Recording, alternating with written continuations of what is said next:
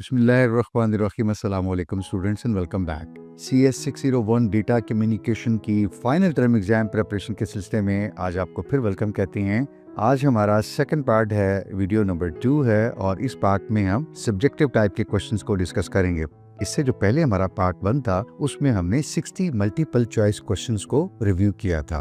अगर आपने वो नहीं देखा तो हम लिंक शेयर कर रहे हैं, तो काइंडली आप उनको जरूर रिव्यू कर लीजिएगा। राइट, तो आज के इस पार्ट में हम कोशिश करते हैं कि इंशाल्लाह 40 सब्जेक्टिव टाइप के क्वेश्चन डिस्कस करें और मुझे उम्मीद है इंशाल्लाह ये 100 क्वेश्चंस को रिव्यू करने के बाद सारे आपके जो कोर कॉन्सेप्ट्स हैं वो आप रिव्यू कर सकेंगे और इंशाल्लाह अच्छा एग्जाम प्रिपेयर भी कर सकेंगे, बहुत अच्छा एग्जाम अटेम्प्ट भी करेंगे और एक अच्छा स्कोर जो है वो एंटिसिपेट करेंगे। Right, so if you are prepared and ready, let's get started.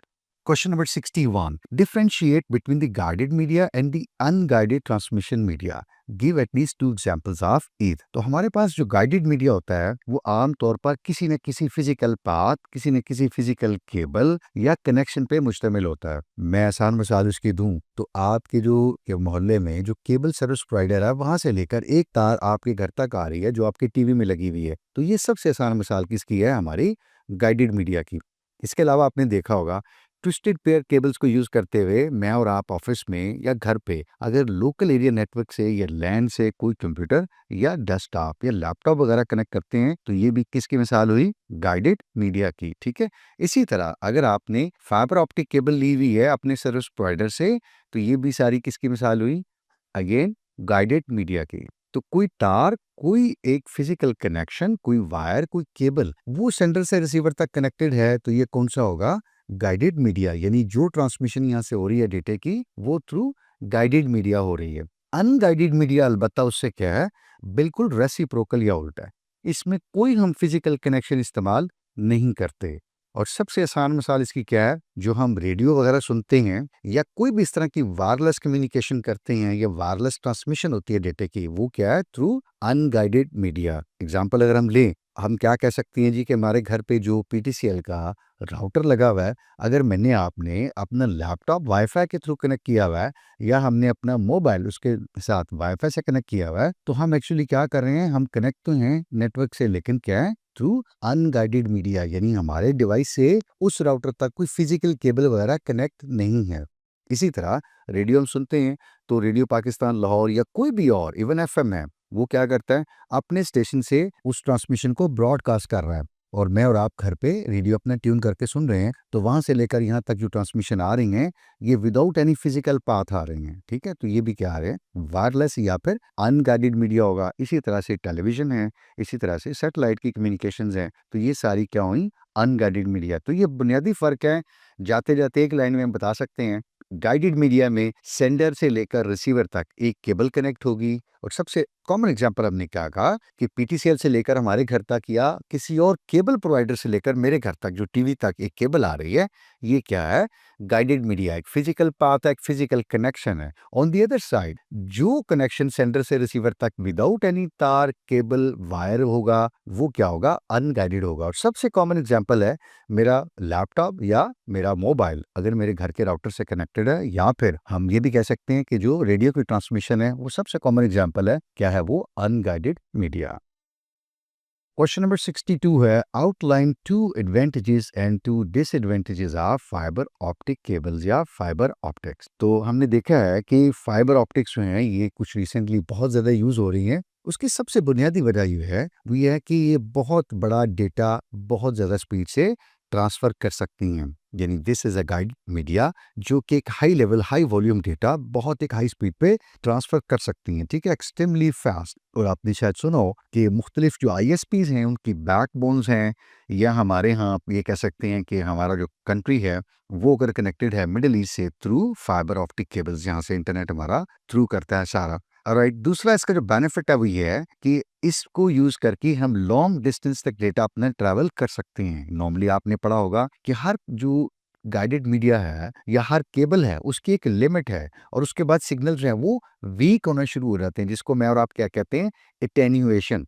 और शायद आपने पढ़ा होगा यकीनन कि उसके बाद आप रिपीटर यूज करते हैं तो सिग्नल को रीस्ट्रेंथन या रिफ्रेश कर लेते हैं। On the other side fibre optic के साथ ऐसा कम है। ठीक है, एक तो ये है कि डेटा बहुत बड़ा सेंड कर सकते हैं, एक्सट्रीमली फास्ट सेंड कर सकते हैं, और फाइबर ऑप्टिक लॉन्ग डिस्टेंस तक डेटा कैरी कर सकती हैं, सिग्नल वीक नहीं होते।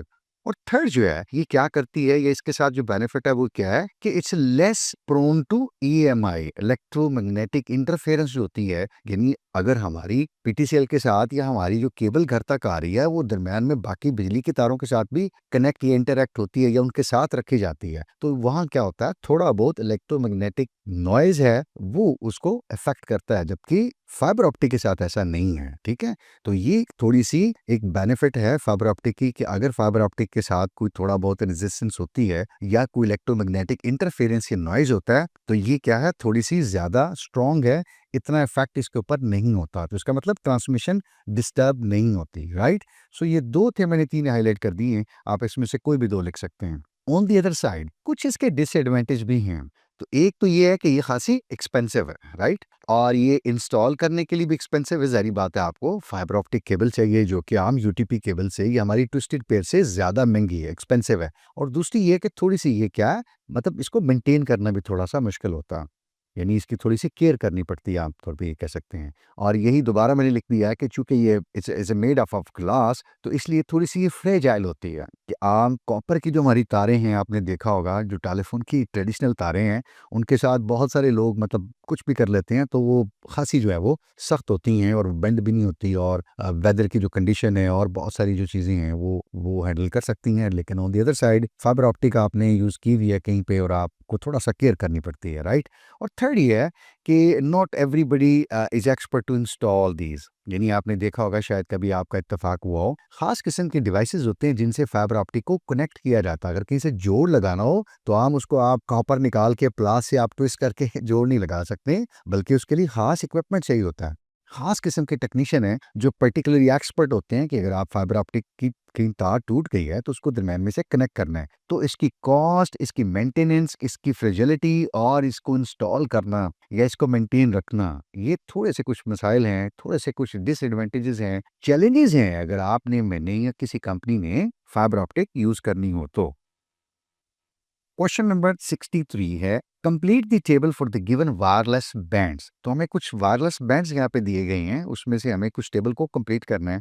फर्स्ट देखिएगा, हमारे पास VLF दिया हुआ है और हमें पता है कि VLF जो है ये आमतौर पे बहुत लो फ्रीक्वेंसीज हो सकती हैं और होती हैं, जैसा कि लिखा हुआ है 3 टू 30 किलो हर्ट्ज, और ये ग्राउंड पे बिल्कुल निचले लेवल पे ट्रांसफर करती हैं या होती हैं। तो ये हमारी कौन सी होती हैं, रेडियो की नेविगेशन के लिए यूज होती हैं। उसके बाद सेकंड हमारे पास है जी मिडिल लेवल फ्रीक्वेंसीज या मिडिल फ्रीक्वेंसीज, MF इसको कहते हैं। ये कुछ 300 से लेकर 3 मेगाहर्ट्ज तक इस फ्रीक्वेंसी में ट्रांसफर करती हैं, और ये आमतौर पर प्रोपेगेशन कैसे होती है इनकी, थ्रू स्काई। और ये आमतौर पर हमारा जो AM रेडियो होता है, आपने देखा होगा रेडियो में AM और FM दोनों होते हैं, तो AM रेडियो की नशरियात हैं उनको कैरी कर सकती हैं या उनको ट्रांसफर करने में हेल्प करती हैं या उनके लिए डेडिकेटेड होती हैं। तीसरी जो है हमारे पास VHF होता है, और आपने शायद देखा होगा जो थोड़े से पुराने टीवी थे, अब तो शायद आपने शायद देखा होगा घरों में नए टीवी आ गए हैं, डिजिटल टीवी आ गए हैं, TCL वगैरह के इंटरनेट बेस्ड टीवी आ गए हैं, बट थोड़े से पुराने टीवी हैं, किसी के घर में अगर हो तो आपने शायद देखा उसमें जो ट्यूनिंग होती थी वो VHF होती थी, फिर उसके बाद UHF होती थी। तो VHF के लिए आप याद रखिएगा कि एक तो आपका FM रेडियो इसके ऊपर चलता है, और आपकी जो टेलीविजन के जो कुछ चैनल्स हैं VHF जो फ्रीक्वेंसी है उसके ऊपर ट्यून होते हैं या उसके ऊपर अवेलेबल होते हैं। और इसी तरह जो आपकी UHF है, जो अल्ट्रा हाई फ्रीक्वेंसीज होती हैं आपकी, वो भी आमतौर पे जो आपके UHF चैनल्स होते हैं टेलीविज़न की ब्रॉडकास्टिंग के लिए यूज़ होते हैं, और कुछ आप कह सकते हैं फ्रीक्वेंसी जो हमारे सेलुलर टेलीफ़ोन्स हैं वो इस्तेमाल करते हैं। और उसके बाद फिर हमारी सुपर हाई फ्रीक्वेंसीज़ आ जाती हैं। इनकी अगर आप देखें तो ये तकरीबन कुछ गीगाहर्ट्ज़ पे जाके ऑपरेट होती हैं। बहुत ज़्यादा आप समझ सकते हैं ये हाई लेवल फ्रीक्वेंसीज़ हैं, और ये इस्तेमाल होती हैं सैटेलाइट कम्युनिकेशन के लिए। तो यूँ अगर आप देखें तो 3 किलोहर्ट्ज़ से लेकर आप तकरीबन कुछ 30 गीगाहर्ट्ज़ तक जा रहे हैं, और ये कुछ कॉमन फ्रीक्वेंसीज़ हैं। तो एटलीस्ट आपको कुछ अगर याद रह जाती हैं कि VLF जो है वो आप किसके लिए यूज़ करते हैं, रेडियो के लिए, इतना भी याद रख लें तो शायद कुछ गुज़ारा हो जाएगा। जो मिडल फ्रीक्वेंसीज़ हैं AM रेडियो के लिए, VHF और UHF ये दोनों तकरीबन आपकी समझ लीजिए किसके लिए इस्तेमाल होती हैं, टेलीविज़न के लिए, ठीक है? और UHF के लिए आप इस्तेमाल कर सकते हैं कि ये याद रख सकते हैं कि सेलुलर फ़ोन के लिए, और सुपर जो फ्रीक्वेंसीज़ हैं आपकी वो किसके लिए होती हैं, सैटेलाइट के लिए होती हैं। 64 है differentiate between circuit end packet switching. तो ये हमने पढ़ा था थोड़ा सा एमसीक्यूज के अंदर भी कि सर्किट और पैकेट स्विचिंग जो है वो किस नोयत की होती है। ठीक है, देखिए हम क्या करते हैं, हमने अगर अपने नेटवर्क के अंदर बहुत सारी चीज़ों को कनेक्ट करना है, यानी हमने मल्टीपल डिवाइसेस को कनेक्ट करना है और डेटा फॉरवर्ड करना है, दूसरे लफ्ज़ों में, तो हम जब सब चीज़ों को इकट्ठा कर लेते हैं, उनको कनेक्ट कर लेते हैं, तो इसको हम कहते हैं कि हमने क्या किया, स्विचिंग कर ली है, राइट। तो अभी हम देखते हैं हमारे पास जो सर्किट स्विचिंग है और पैकेट स्विचिंग है, ये किस तरह की स्विचिंग है अलग-अलग। सर्किट स्विचिंग में हम कह सकते हैं हमारे पास जो कनेक्शन होता है वो डेडिकेटेड होता है, यानी एक सोर्स से लेकर एक डेस्टिनेशन तक एक डेडिकेटेड कनेक्शन होता है और वही रहना होता है, उसी को फॉलो करना पड़ता है। ऑन द अदर साइड अगर पैकेट स्विचिंग की हम बात करें, तो पैकेट स्विचिंग में ऐसा नहीं होता। हर पैकेट जो है वो अपनी मर्जी का कोई रास्ता ले सकता है। ठीक है, ये हमने बात की थी एमसीक्यूज में भी कि क्या होता है पैकेट स्विचिंग में, अगर एक मैसेज के 4 पैकेट्स हैं, तो एक पैकेट किसी और रास्ते से जा सकता है, दूसरा पैकेट किसी और रास्ते से जा सकता है। जबकि सर्किट स्विचिंग में सेंडर और रिसीवर के दरमियान अगर एक कनेक्शन स्टैब्लिश हो गया है, तो सारे पैकेट ज़रूरी है फिर उसी रास्ते से जाएँ। तो ये बुनियादी फ़र्क है। दूसरा, रिसोर्स एलोकेशन हम देखते हैं कि सर्किट स्विचिंग में चूँकि हमने कहा कि एक पाथ रिज़र्व हो गया है, इसका मतलब है सारा सेशन वही पाथ फ़ॉलो करेगा। ठीक है? जबकि पैकेट स्विचिंग में ऐसा नहीं होता। हम कहते हैं कि जी जब हमें ज़रूरत होती है, हम कनेक्शन एस्टेब्लिश कर लेते हैं और जब ज़रूरत नहीं होती, वही कनेक्शन कोई और यूज़र यूज़ कर लेता है, राइट? तो इसका मतलब ये है कि ये थोड़ा-सा डायनामिक नेचर का है पैकेट स्विचिंग जो है। सर्किट स्विचिंग जो है वो ऑन द अदर साइड थोड़ा-सा स्टैटिक नेचर का लग रहा है यहाँ से।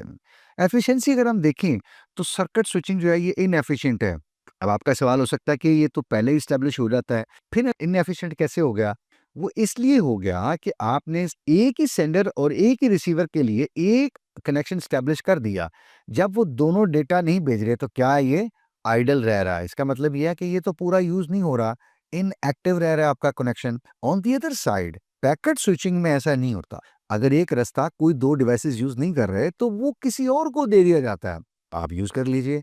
ठीक है ना? यानी एक रास्ता है, एक पाथ है, उसके ऊपर कई थाउज़ेंड्स ऑफ यूज़र उसको यूज़ कर रहे होते हैं, शेयर कर रहे होते हैं, बारी-बारी सबको दिया जाता है। तो यूँ पैकेट स्विचिंग जो है it's more dynamic, it's more like publicly available for everybody, for everyone. तो it's more kind of a dynamic in nature and say it's available to everyone, it's more efficient. अच्छा, delay की अगर हम बात करें, तो जो सर्किट स्विच है उसमें मिनिमम डिले होता है। चूँकि आपने डेडिकेटेड कनेक्शन रखा हुआ है ना और कनेक्शन आपने एस्टेब्लिश किया हुआ है, तो इसलिए क्या मिनिमम डिले है। ऑन द अदर साइड यहाँ जो पैकेट स्विचिंग है ना, इसमें डिले होता है और वेरिएबल होता है। यानी हो सकता है एक पहला पैकेट गया उसके अंदर डिले जो है वो 4 माइक्रोसेकंड का आया हो, दूसरे पैकेट के लिए 6 माइक्रोसेकंड का आ गया हो, तीसरे के लिए हो सकता है 2.4 माइक्रोसेकंड का आ गया हो। तो हर पैकेट राउट जो हो रहा है या फॉरवर्ड हो रहा है टू डेस्टिनेशन, उसके लिए जो डिले आ रहा है वो क्या है, वेरिएबल लेंथ है, कोई फिक्स डिले नहीं है, होगा लेकिन क्या है, वेरिएबल है। तो ये थोड़ा-सा यहाँ प्रॉब्लम है पैकेट स्विच के अंदर डिले साइड पे। और सबसे कॉमन एग्जांपल क्या है सर्किट स्विच की, वो टेलीफोन नेटवर्क्स हैं हमारे, वो सर्किट बेस्ड स्विच यूज़ करते हैं, यानी उस तरह का इंफ्रास्ट्रक्चर यूज़ करते हैं। और पैकेट स्विच की सबसे कॉमन एग्जांपल मैं और आप रोज़ यूज़ करते हैं, इंटरनेट सबसे कॉमन एग्जांपल है। 65 है, what are the three phases in circuit switched network. यानी हमारे पास जो सर्किट स्विच नेटवर्क होते हैं उनमें 3 फेजेस कौन सी होती हैं। ठीक है, यानी ये देखिएगा यहाँ पे हमारे पास ये 1 2 3 और 4 ये कोई स्विच हैं जो यूज़ हुए हुए हैं। और यहाँ ए से डेटा अगर हम भेजते हैं किसी और एम को, तो ये देखिएगा एक स्विच से एक पाथ ये यहाँ तक डेटा ला रहा है और दूसरा पाथ ये यहाँ पे हमने जो हाईलाइट भी किया हुआ है रेड से, वहाँ तक डेटा ला रहा है। और एक पाथ के अंदर अभी आप देख लीजिए मल्टीपल चैनल्स हैं। अगर यहाँ से देखें तो ये आपको मल्टीपल चैनल नज़र आ रहे हैं, यहाँ पे भी देखिएगा। ठीक है, so everywhere you can see a multiple channel जो कि एक ही पाथ के ऊपर अवेलेबल हैं। तो हम कह सकते हैं कि जी सर्किट स्विच नेटवर्क वो होता है set of switches connected by a physical links. ठीक है, ये जो हम सारी ब्लैक आपको वायर्स नज़र आ रही हैं, लाइन्स नज़र आ रही हैं, ये क्या है, हमारे फिजिकल लाइन्स हैं, फिजिकल लिंक्स हैं, जहाँ पे ईच लिंक हम कह रहे हैं जी एन चैनल पे डिवाइड होता है। ठीक है, ये हम देख रहे हैं ना, ये 3 चैनल है, 3 चैनल है। ठीक है, तो एन चैनल मतलब 3 चैनल्स हैं यहाँ पे। Everywhere you can see 3 channels available everywhere. अच्छा, ये 3 चैनल्स यूज़ कैसे होंगे? आपने मल्टीप्लेक्सिंग पढ़ी हुई है, फ्रीक्वेंसी मल्टीप्लेक्सिंग हो सकती है, टाइम डिवीजन मल्टीप्लेक्सिंग हो सकती है, क्योंकि आपने डिफरेंट सिग्नल्स को कंबाइन करके एक ही लिंक के ऊपर भेजना है, तो इसलिए इनको मल्टीप्लेक्स किया जाता है, ठीक है? आई बिलीव कि आपको मल्टीप्लेक्सिंग का कॉन्सेप्ट बहुत अच्छे से पता है। अच्छा, अब ये 3 चीज़ें हम देखते हैं, ये 3 जो फेजेज़ हैं, इस खास सर्किट स्विच नेटवर्क के साथ, वो क्या है? सबसे पहले, अभी हम इससे पहले वाले क्वेश्चन में बात कर रहे थे, सर्किट स्विच क्या करता है? सबसे पहले एक डेडिकेटेड कम्युनिकेशन पाथ जो है वो स्टैब्लिश कर लेता है, एक कनेक्शन सेट कर लेता है। डेटा सेंड करने से पहले ही सेंडर और रिसीवर के दरमियान, ये देखा ना, before data sending, before data transfer begins, आपने क्या किया? कनेक्शन स्टैब्लिश किया। तो ये सबसे पहला फीचर है सर्किट स्विच नेटवर्क का, कि वो डेटा सेंड करने से पहले सेंडर और रिसीवर के दरमियान एक कनेक्शन स्टैब्लिश कर लेगा। नंबर 2, उसके बाद ये जो भी डेटा ट्रांसमिट होना होगा या ट्रांसफर होना होगा, जो भी आपने स्टैब्लिश किया हुआ है पाथ, इसके ऊपर सारा डेटा ट्रांसफर करेंगे कॉन्टिन्यूसली। और third, once you are done, तो उसके बाद फिर क्या करेंगे? आप कनेक्शन को टर्मिनेट कर देंगे, या उसको हम कहते हैं कनेक्शन इज टियर डाउन और कनेक्शन इज रिलीज। 3 फेजेस हैं, ये 3 स्टेप्स हैं जो कि एक सर्किट स्विच नेटवर्क जो है वो फॉलो करता है, अडॉप्ट करता है। कनेक्शन स्टैब्लिश करेगा, डेटा भेजेगा और फिर कनेक्शन को टियर डाउन या टर्मिनेट कर देगा। 66 है, outline the 3 processes takes place in the virtual circuits. तो अभी हम देखते हैं कि ये जो वर्चुअल सर्किट है, तो ये क्या है और इनके अंदर 3 प्रोसेस जो हैं वो कौन से होते हैं, ठीक है? अच्छा, एक वर्चुअल सर्किट जो होता है, ना तो वो प्योर सर्किट स्विच नेटवर्क होता है और ना ही वो प्योर क्या होता है, पैकेट स्विच नेटवर्क होता है, बल्कि क्या होता है, इनका एक मिक्स होता है, ठीक है? इनका एक मिक्स होता है, याद रखिए। देखिए, अभी हमने पढ़ा ना कि एक हमारे नेटवर्क कौन से हैं, सर्किट स्विच नेटवर्क हैं, एक हमने कहा हमारे पैकेट स्विच नेटवर्क हैं।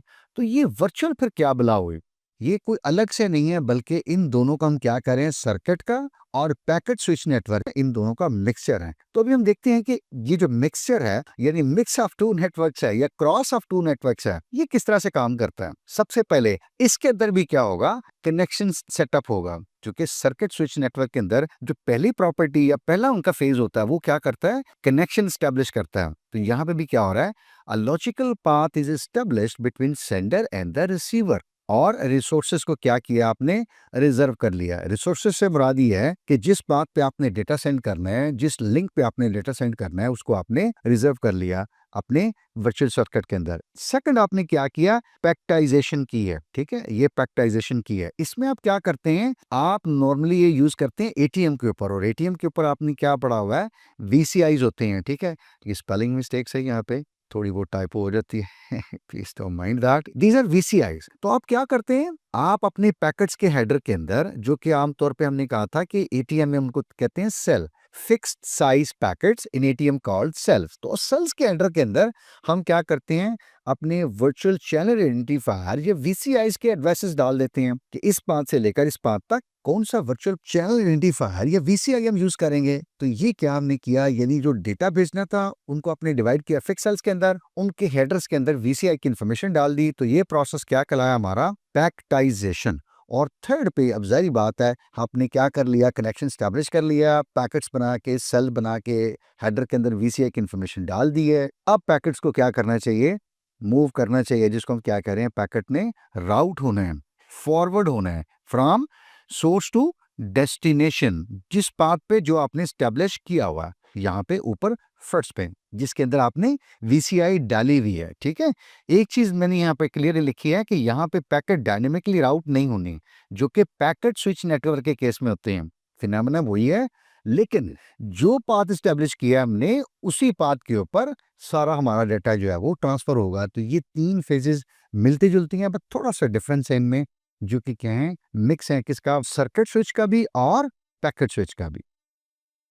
67 है, what type of communication takes place at the data link layer. तो सेकंड लेयर है हमारी डेटा लिंक लेयर, उसके ऊपर कितनी टाइप की कम्युनिकेशन होती है वो देख लेते हैं क्विकली, या किस टाइप की कम्युनिकेशन होती है। तो हमें पता है कि डेटा लिंक लेयर के ऊपर जो एक ट्रेडमार्क है, वो क्या चीज है, कि नोड टू नोड कम्युनिकेशन होती है। फॉर एग्जाम्पल, ये देखिएगा, ये हमारा एक डिवाइस है, लैपटॉप है, इसने इंटरनेट पे कुछ चीज भेजनी है, तो ये एक स्विच के थ्रू इस राउटर से कनेक्टेड है। ये राउटर हमारा पीटीसीएल का भी हो सकता है, हमारे ऑफिस में लगा हुआ कोई एक सिस्को का राउटर भी हो सकता है और या किसी और कंपनी का भी हो सकता है। तो यहाँ से लेकर यहाँ तक जो कम्युनिकेशन हो रही है, ये बेसिकली क्या हो रही है?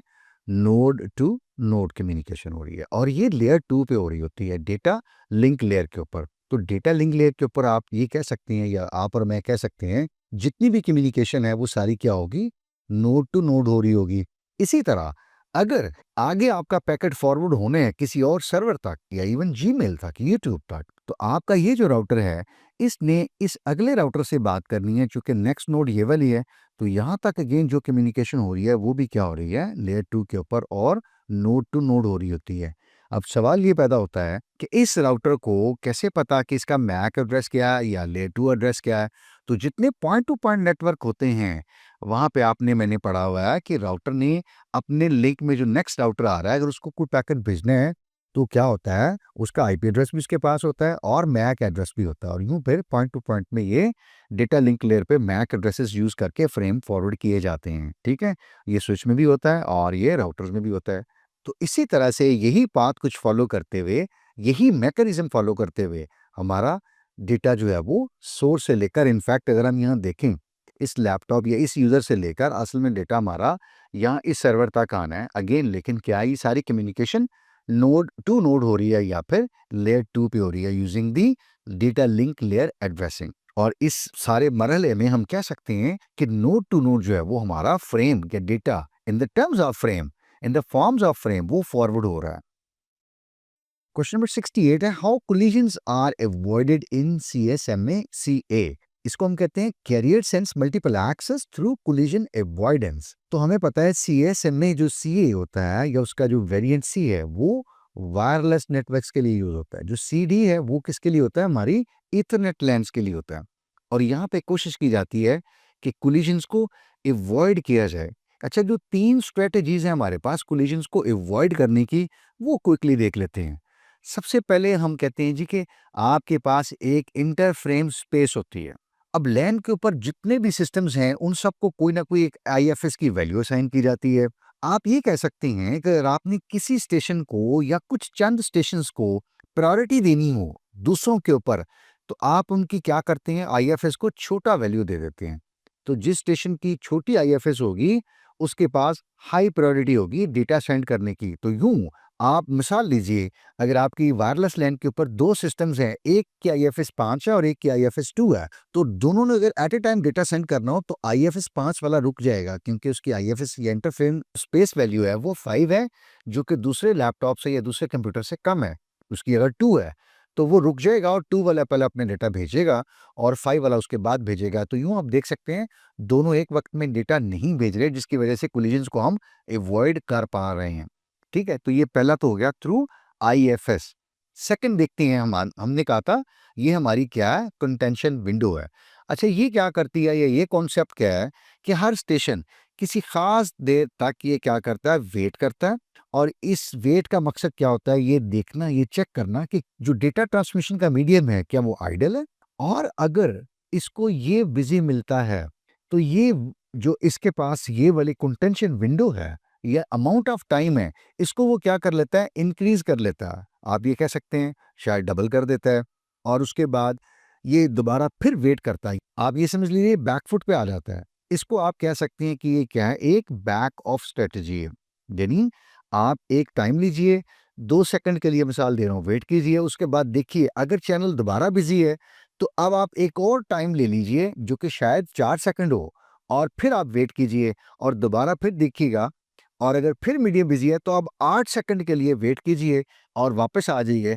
तो ये जो वेट देखना कि चैनल बिजी और फिर वापस आ जाना और दोबारा वेट डबल करना, ये असल में हमारा क्या है? कंटेंशन विंडो है। ठीक है, वो जो टाइम है जितनी देर आपने इंतजार करना है, ये क्या हमारा टाइम कंटेंशन विंडो है।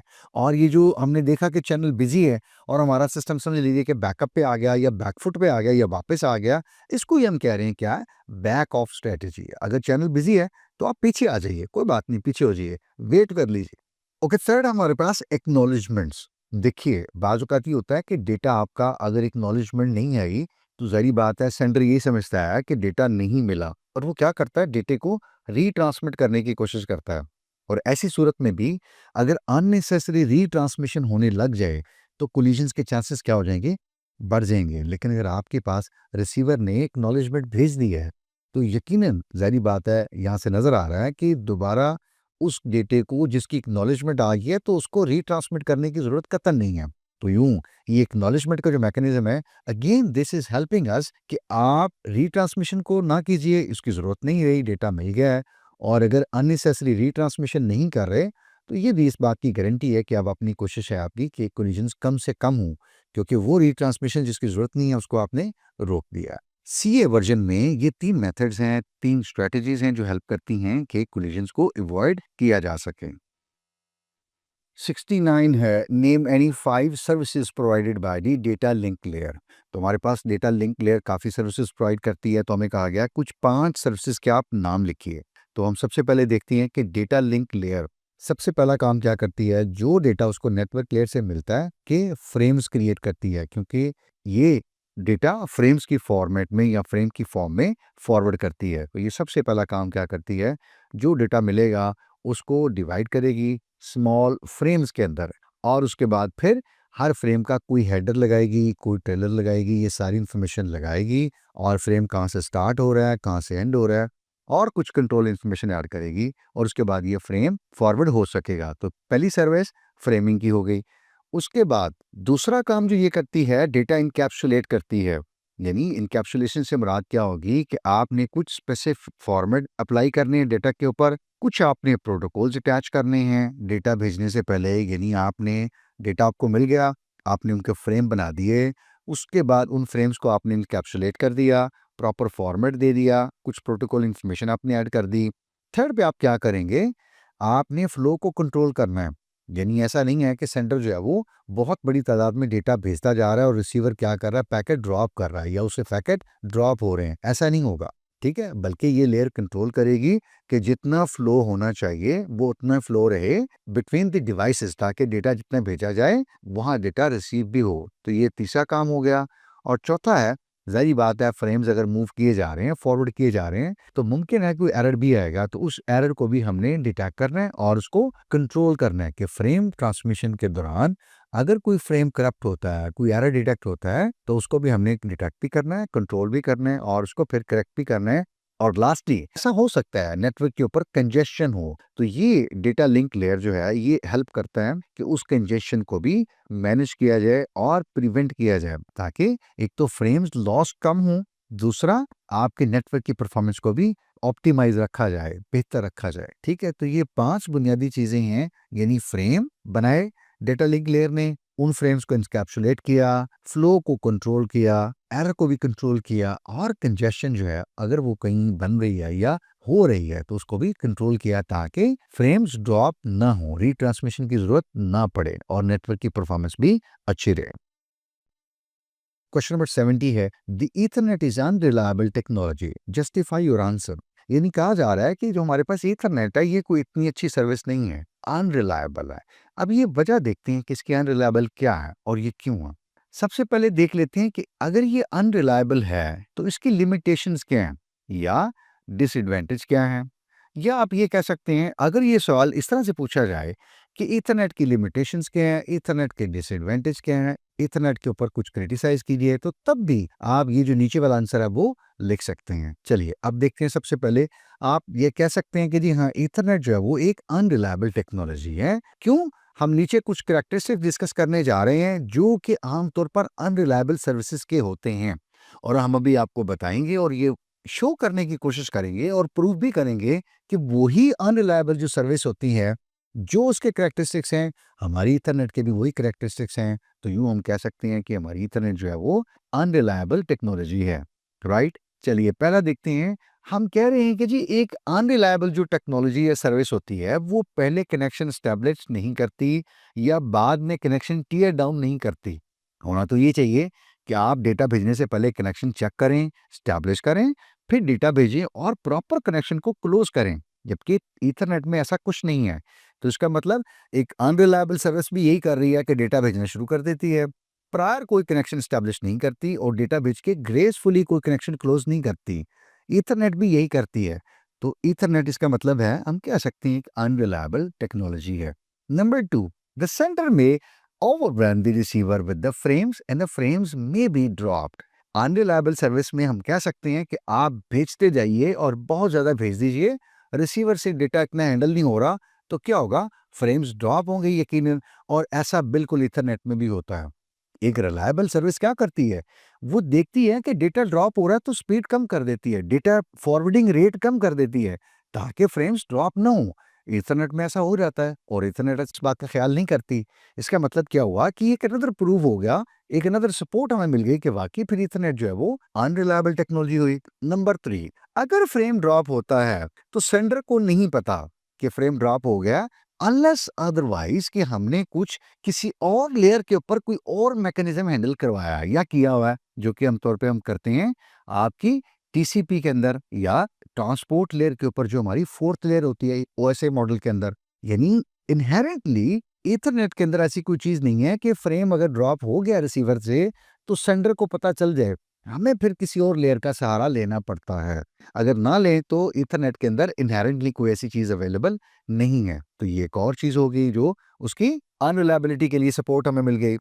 चौथी बात हम ये कह सकते हैं कि ईथरनेट ज्यादातर डिपेंड करता है दो प्रोटोकॉल्स के ऊपर, आईपी के ऊपर और यूडीपी के ऊपर, और हमें पता है ये दोनों क्या हैं, अनरिलायबल प्रोटोकॉल हैं। और पांचवी चीज ये है कि अगर कोई फ्रेम करप्ट होता है तो रिसीवर क्या करता है, उसको ड्रॉप कर देता है सिंपली, फिर उसको एक्सेप्ट नहीं करता और फिर बताता भी नहीं है वापस दोबारा उसको सेंडर को। तो हम कह सकते हैं कि ये कुछ 5 चीजें जो हमने देखी हैं या 5 कैरेक्टरिस्टिक्स हैं, ये सारे के सारे असल में किस चीज के हैं, किसी भी अनरिलायबल सर्विस के हैं। और ईथरनेट के अंदर ये सारी चीजें पाई जाती हैं, तो हम कह सकते हैं फिर कि ईथरनेट जो क्या हुई, एक अनरिलायबल टेक्नोलॉजी हुई।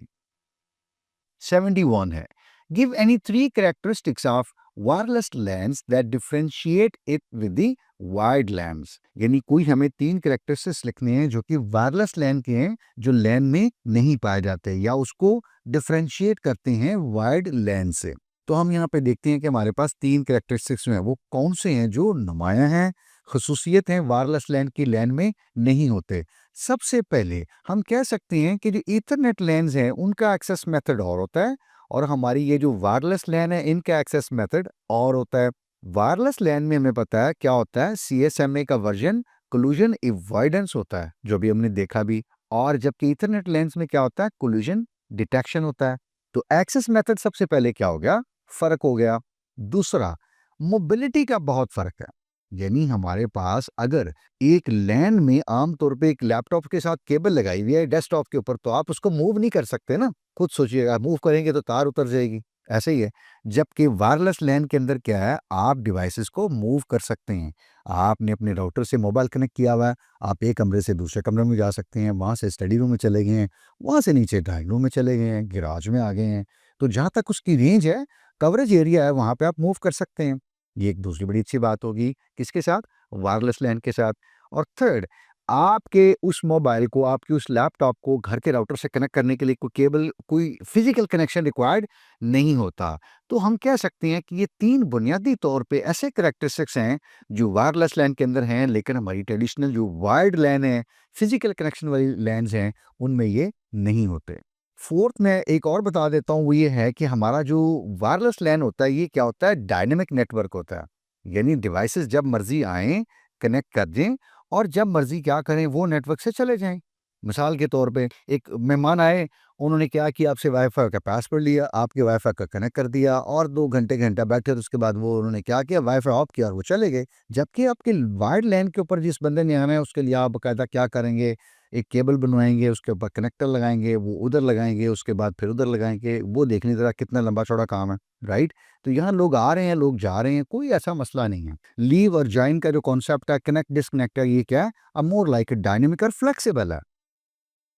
72 है, what are the 3 random access protocols. Random access के प्रोटोकॉल्स हमने 3 पढ़े हुए हैं, तो वो पूछा गया कि कौन-कौन से हैं। बहुत इंपॉर्टेंट क्वेश्चन है आपके एग्जाम के पॉइंट ऑफ व्यू से भी। अच्छा, जैसा कि आपको पता है कि हमारे पास एक्सेस प्रोटोकॉल्स होते हैं, तो रैंडम एक्सेस के मुराद क्या है कि आप जब चाहें, जिस वक्त चाहें, जो स्टेशन चाहे, अपने मीडिया को या कम्युनिकेशन मीडियम को या ट्रांसमिशन मीडियम को एक्सेस कर सकता है। और ऐसा नहीं है कि किसी को कोई बर्तरी हासिल है, किसी को कोई प्रायोरिटी हासिल है, नहीं, सब जब मर्जी चाहे कर सकते हैं, ठीक है। तो इसलिए तो हम इसको कहते हैं रैंडम एक्सेस, यानी किसी के पास कोई सुपीरियरिटी नहीं है, सबके पास क्या है, इक्वल राइट्स हैं, जो चाहे अपने मीडियम को एक्सेस कर ले और डेटा ट्रांसफर कर ले। ठीक है जी, तो ये हमारा क्या है, रैंडम एक्सेस प्रोटोकॉल्स होते हैं।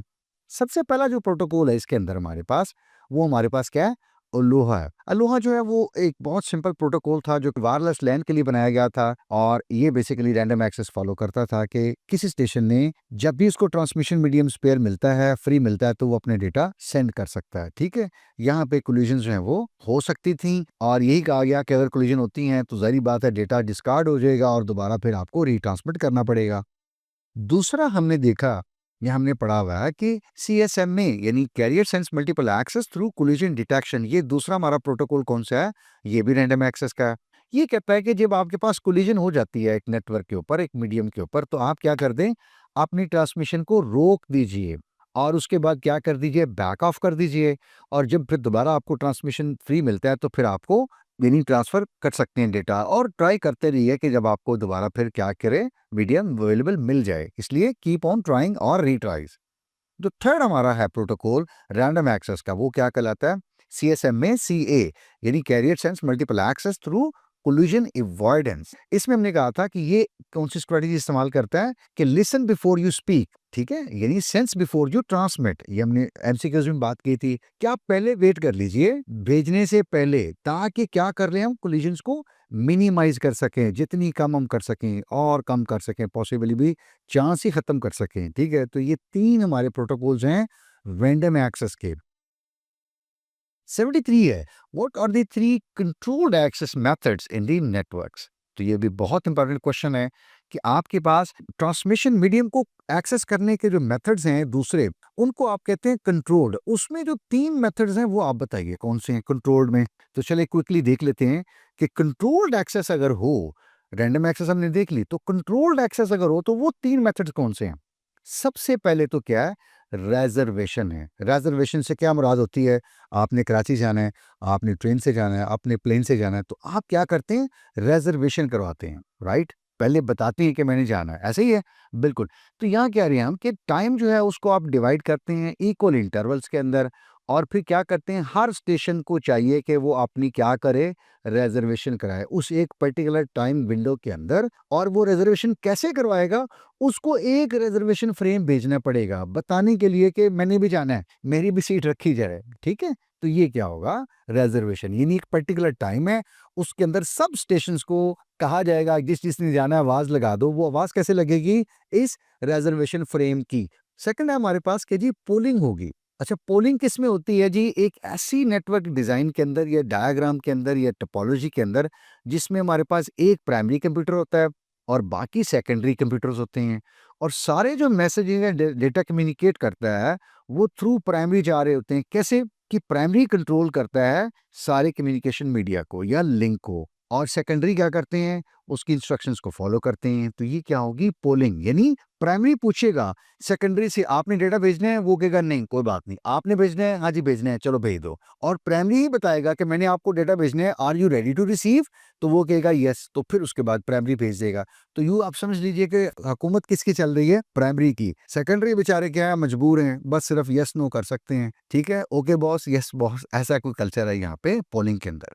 टोकन पासिंग, यहाँ पे क्या होगा कि जिसके पास टोकन की पोजेशन होगी, ठीक है, वो क्या कर सकेगा, अपना मैसेज भेज सकेगा। ठीक है, और लॉजिकली ये क्या होता है, एक रिंग की शेप बना देती है टोपोलॉजी, और जिसके पास जैसे हमने कहा कि एक स्पेशल पैकेट होगा, वो उसको हम कह रहे हैं टोकन होगा, उसके पास क्या होगा, राइट होगा, उसके पास हक हासिल होगा कि वो डेटा भेज सकता है। ठीक है, या दूसरे लफ्जों में यहाँ जिसके पास टोकन होगा उसको प्रायोरिटी हासिल होगी, वो डेटा भेज सकता है। तो ये तीन मेथड हैं कंट्रोल्ड एक्सेस के, कि ये कंट्रोल्ड एक्सेस हो अगर तो, या कंट्रोल्ड एक्सेस आप फॉलो कर रहे हो, तो कौन से मेथड्स हैं कि आपके कंप्यूटर्स या आपके डिवाइसेस नेटवर्क के कम्युनिकेशन मीडिया को एक्सेस कर सकेंगे। 74, what is the DSL technology, name it's different technologies. DSL क्या है जी, और इसके अंदर कुछ वेरिएंट हैं, वो बतानी है कौन से हैं जी। सबसे पहले हमें पता है कि DSL हमारी क्या होती है, डिजिटल सब्सक्राइबर लाइंस। और ये क्या होती हैं जी, हमारी एग्जिस्टिंग जो टेलीफोन का इंफ्रास्ट्रक्चर है उसके ऊपर एक फैसिलिटी हमारे सर्विस प्रोवाइडर प्रोवाइड करते हैं। हम हाई स्पीड डेटा ट्रांसफर कर सकते हैं। We can send high speed digital data over our existing telephone lines using the DSL technologies. यहाँ पे अगर आप देखें तो ये हमारा लोकल लूप से मुराद क्या होगी कि PTCL का जो इंफ्रास्ट्रक्चर है वो है, राइट। हमारे घर के अंदर एक DSL मॉडेम हमें दिया जाएगा, एक स्प्लिटर होता है, आपने शायद ये देखा हो।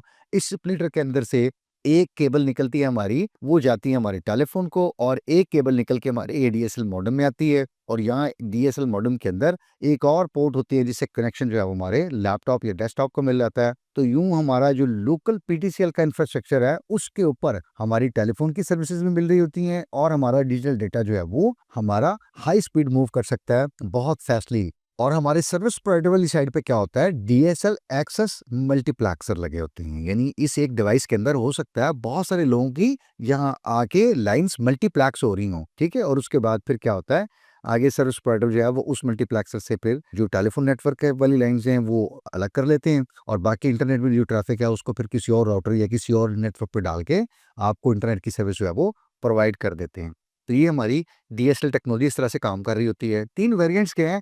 सबसे पहले हमारे पास होता है ADSL, जिसको हम कहते हैं asymmetric asymmetric digital subscriber lines. उसके बाद हमारे पास होता है DSL, जो हमारा सिमेट्रिक डिजिटल सब्सक्राइबर लाइन या DSL कहलाता है। और थर्ड हमारा वेरिएंट होता है HDSL, यानी हाई बिट रेट DSL। और फोर्थ जो है वो इसकी क्या है जी, VDSL, यानी very high bit rate DSL। तो ये 4 बुनियादी इसके फ्लेवर्स हैं, या आप कह सकते हैं कन्फिग्रेशंस हैं, या वेरिएंट हैं हमारे DSL के। ठीक है, तो उम्मीद करता हूँ कुछ थोड़ा सा DSL की बेसिक चीजें जो है वो एटलीस्ट अब आपके नॉलेज में या इल्म में आ गई होंगी। Question number 75, what is the cable network, how did it evolve. यानी केबल नेटवर्क हमारे पास क्या कहलाता है या क्या होता है, और ये किस तरह से इवॉल्व हुआ, यानी शुरू से लेकर अब तक कुछ थोड़ी बहुत जो इसमें ग्रोथ या डेवलपमेंट हुई, तो वो कैसे हुई। केबल नेटवर्क आप और मैं जानते हैं कि हमारे पास एक केबल नेटवर्क सर्विस प्रोवाइडर होता है, उससे लेकर हमारे घर तक कोई एक तार आती है जिसको आमतौर पे हम कोएक्सियल केबल कहते हैं, और वहां से लेकर जो हमारे डिवाइस यानी आमतौर पर टीवी में वो टर्मिनेट होती है, तो यूं हमें ये टेलीविजन की सर्विस जो है वो मिल जाती है। शुरू में क्या हुआ कि किसी एक खास जगह के ऊपर, किसी एक हाइट वाली जगह के ऊपर एक रिसीवर एंटीना लगाया जाता था, और वहां से जितनी ट्रांसमिशन होती वो रिसीव की जाती थी, और वहां उस ऑफिस को कहा जाता था हेड एंड या हेड ऑफिस या डिस्ट्रीब्यूशन ऑफिस, कुछ भी आप कह लीजिए। और वहां से फिर कोएक्सियल केबल के साथ डिफरेंट रिपीटर्स लगा के या एम्पलीफायर लगा के, आप ये समझ लीजिए, क्योंकि हर मीडियम की एक क्या होती है, मैक्सिमम डिस्टेंस होता है जहां तक वो डेटा ट्रांसफर कर देता है या कर सकता है, और उसके बाद फिर सिग्नल्स वीकर होने शुरू हो जाते हैं, जिसको मैं और आप एटेन्यूएशन कहते हैं। तो यहाँ कोएक्सियल केबल यूज की जाती थी, और उसके बाद फिर एक स्प्लिटर लगा के, जैसे आप देखते हैं कि घर में अगर आपने 2 कमरों में केबल लगानी हो तो एक स्प्लिटर लगाते हैं, जिसको आप T कनेक्टर भी कह लेते हैं, राइट। तो एक इनपुट होती है और 2 आगे आउटपुट होती हैं, जो आप डिफरेंट रूम्स में स्प्लिट कर देते हैं। तो यूं फिर क्या होता है, डिफरेंट लोगों को या डिफरेंट हाउसेस को ये कनेक्शन सर्विस प्रोवाइड की जाती थी। तो ये शुरू का एक कल्चर था, और उस जमाने में इसको कहा जाता था CATV, यानी कम्युनिटी एंटीना टेलीविजन। यानी ये बड़ा सा एंटीना है, ये कहा जाता था कि सारी कम्युनिटी का है, ठीक है, इसीलिए इसको कहा जाता था CATV। ये शुरू का था कल्चर, और ये आमतौर पर जैसे मैंने बताया कि किसी बड़ी ऊंची बिल्डिंग या किसी पहाड़ वगैरह के ऊपर नॉर्मली लगाया जाता था। उसके बाद इवॉल्व ये कैसे हुआ over the period of time, कि अब आप कह सकते हैं कि ये जो RCH है, ठीक है, रीजनल केबल हेड ऑफिस है, वो क्या करता है, तरीका तो वही है, आप किसी ऊंची सी बिल्डिंग में डिश एंटीनास लगे हुए हैं, वहां से सारी ट्रांसमिशन आप रिसीव कर रहे हैं, और फिर डिस्ट्रीब्यूशन हब आपने बनाया हुआ है, या जिसको डिस्ट्रीब्यूशन ऑफिस आप कह सकते हैं। और वहां से अब आप कोएक्सियल केबल यूज करते, बल्कि क्या यूज करते हैं, फाइबर ऑप्टिक केबल, राइट। और उसके बाद आप स्विच के ऊपर डाल के या टर्मिनेट करके, और उससे फिर आगे क्या करते हैं, अपनी लाइंस को स्प्लिट कर लेते हैं, और ये स्प्लिट भी क्या, अगेन फाइबर ऑप्टिक केबल्स ही होती है। और वहां से आगे फिर जब आप कम्युनिटी में जाते हैं, तो फिर आप कोएक्सियल केबल जो है वो यूज कर लेते हैं। तो यूं फाइबर प्लस कोएक्सियल, ये थोड़ी सी आपने क्या की है, एक टेक्नोलॉजी नई अडॉप्ट कर ली है, बजाय कि थ्रू आउट आप कोएक्सियल केबल पे डेटा ट्रांसफर करते या ट्रांसमिट करते। अब आपने डिस्ट्रीब्यूशन लाइन जो है ना वो अपनी, उसको स्ट्रॉन्ग कर लिया, उसको पावरफुल बना दिया है कि डेटा हाई स्पीड हो, हाई वॉल्यूम ऑफ डेटा जो है वो आप डिस्ट्रीब्यूट कर सकें। तो ये थोड़ा सा क्या हो गया, फर्क हो गया कि सेकंड जनरेशन को हम कहते हैं हाइब्रिड फाइबर कोएक्सियल यानी HFC नेटवर्क्स, जिसमें आपकी जो मेन डिस्ट्रीब्यूशन है वो आपकी क्या है, अंडरलाइंग फाइबर केबल यूज हुई है, फाइबर ऑप्टिक आपने यूज की हुई है। और फिर जरी बात है कम्युनिटी के अंदर जाके सिर्फ आपने क्या किया है, डिस्ट्रीब्यूशन के लिए घरों को सिर्फ आपने कोएक्सियल से कनेक्ट कर दिया है। ठीक है, तो ये है कि आपने किस तरह से इसको इवॉल्व किया over the period of time. 76 है, in the context of error detection, if the code word is cyclic shifted, what would be the result? यानी आपके पास एरर डिटेक्शन में कुछ मेथड्स होते हैं जिसमें आपने पढ़ा होगा, कुछ साइक्लिक कोड्स भी हैं। तो आपने अगर एक कोड वर्ड को साइक्लिकली शिफ्ट कर दिया तो जो रिजल्ट होगा पूछा गया वो क्या होगा, क्या चीज बनेगी वो। एरर डिटेक्शन के लिए हमने जो साइक्लिक कोड पढ़े हुए हैं उसमें हम क्या कहते हैं कि आपके पास जब एक कोड वर्ड होता है उसको आप साइक्लिकली शिफ्ट भी कर देते हैं तो रिजल्ट आपके पास क्या आता है, कोई एक वैलिड कोड वर्ड ही आएगा। यानी आपके पास एक कोड वर्ड आया, आपने उसको साइक्लिकली उसको शिफ्ट किया तो स्टिल रिजल्ट क्या आएगा वो भी एक कोड वर्ड ही होगा और वो वैलिड कोड वर्ड होगा। और साइक्लिक कोड आपको पता है सबसे ज्यादा कॉमन कौन सा है, हमारा CRC, साइक्लिक रिडंडेंसी चेक। अब ये साइक्लिक शिफ्ट जो है ये लेफ्ट भी हो सकता है, राइट भी हो सकता है, दोनों सूरतों में एक वैलिड कोड वर्ड ही जनरेट होगा। 77 है, which can help guarantee that the receiver has received the frame? क्या चीज है जो इस बात की गारंटी कर सकती है कि रिसीवर को ये फ्रेम मिल गया है? क्या चीज है जो गारंटी कर सकती है? मेरा ख्याल है आप पहुंच गए हैं, समझ गए हैं कि क्या चीज है जो गारंटी कर सकती है। जी, रिसीवर को अगर फ्रेम मिल गया है तो वो क्या करता है, एक्नॉलेजमेंट भेजता है। और ये एक्नॉलेजमेंट इस बात की गारंटी करती है कि सेंडर ने जो डेटा भेजा था वो रिसीवर को मिल गया है। और आमतौर पर ये हाई लेयर्स के ऊपर इंप्लीमेंट किया जाता है, यानी ये एक्नॉलेजमेंट का जो मैकेनिज्म है हाई लेवल लेयर्स के ऊपर इंप्लीमेंट किया जाता है। तो हमारे पास जो एक्नॉलेजमेंट का मैकेनिज्म है वो क्या होता है कि जी रिसीवर एक एक्नॉलेजमेंट भेजता है सेंडर को, जब भी उसको फ्रेम मिल जाता है तो हम कहते हैं ये जो रिस्पॉन्स है एक पॉजिटिव रिस्पॉन्स है, ये क्या जी एक्नॉलेजमेंट के the frame has been received. और ये हमारे पास जो एक स्टॉप एंड वेट प्रोटोकॉल है हमने ये देखा था MCQs में भी कि आप एक फ्रेम भेजते हैं, उसके बाद आप फिर क्या करते हैं, स्टॉप, रुक जाते हैं और फिर आप वेट करते हैं जब तक कि आपका जो रिसीवर है वो आपको एक्नॉलेज नहीं करता। और वो अगर एक्नॉलेज कर देता है तो फिर आप फ्रेम नंबर 2 भेजते हैं and then again you stop and then you wait. और फिर सेकंड नंबर की भी यानी सेकंड फ्रेम भी की भी आती है, एक्नॉलेजमेंट आती है। तो यूं ये एक्नॉलेजमेंट मेक श्योर कर रही है, इस बात को इंश्योर कर रही है कि आपने जो फ्रेम भेजा है एज ए सेंडर वो रिसीव हो गया है।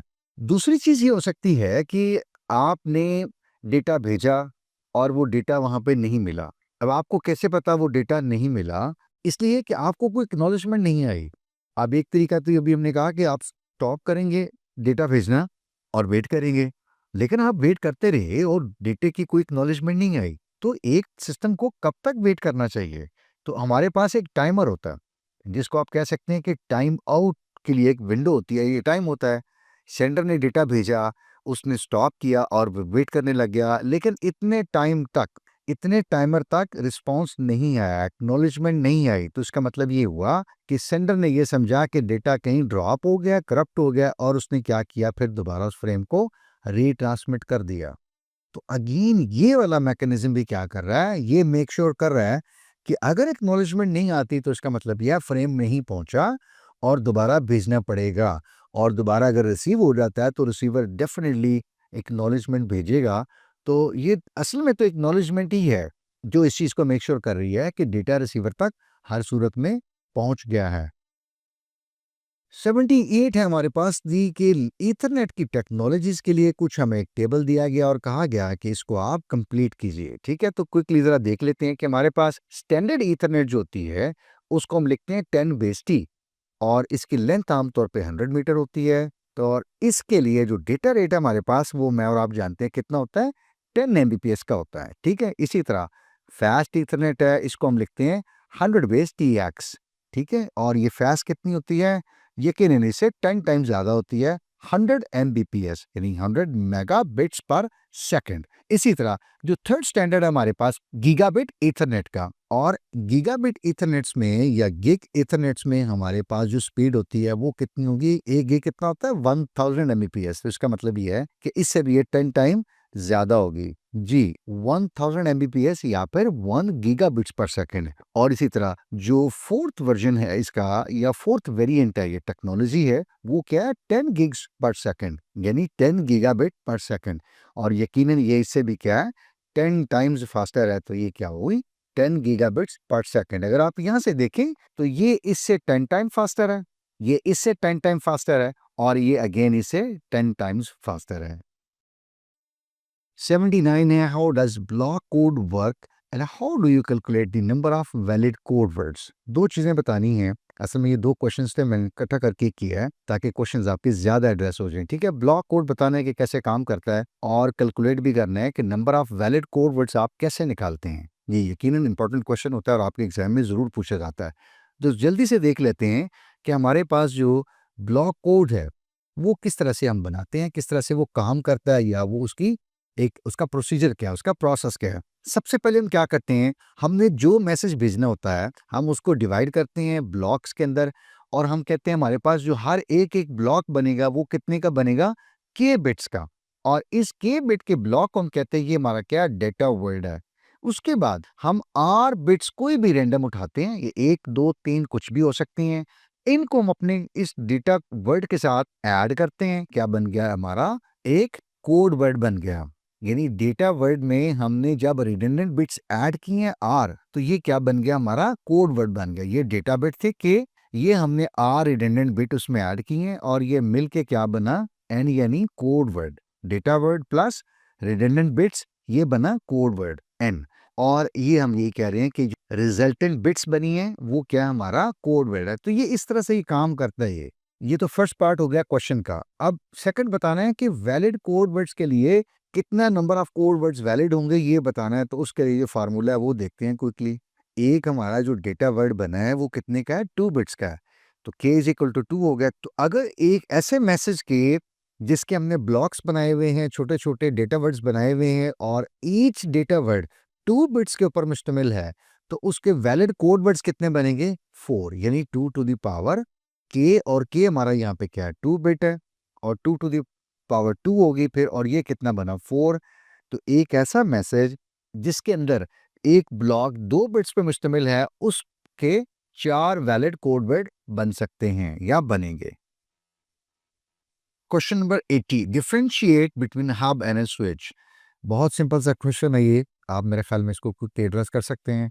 इसको जल्दी क्लोज करते हैं।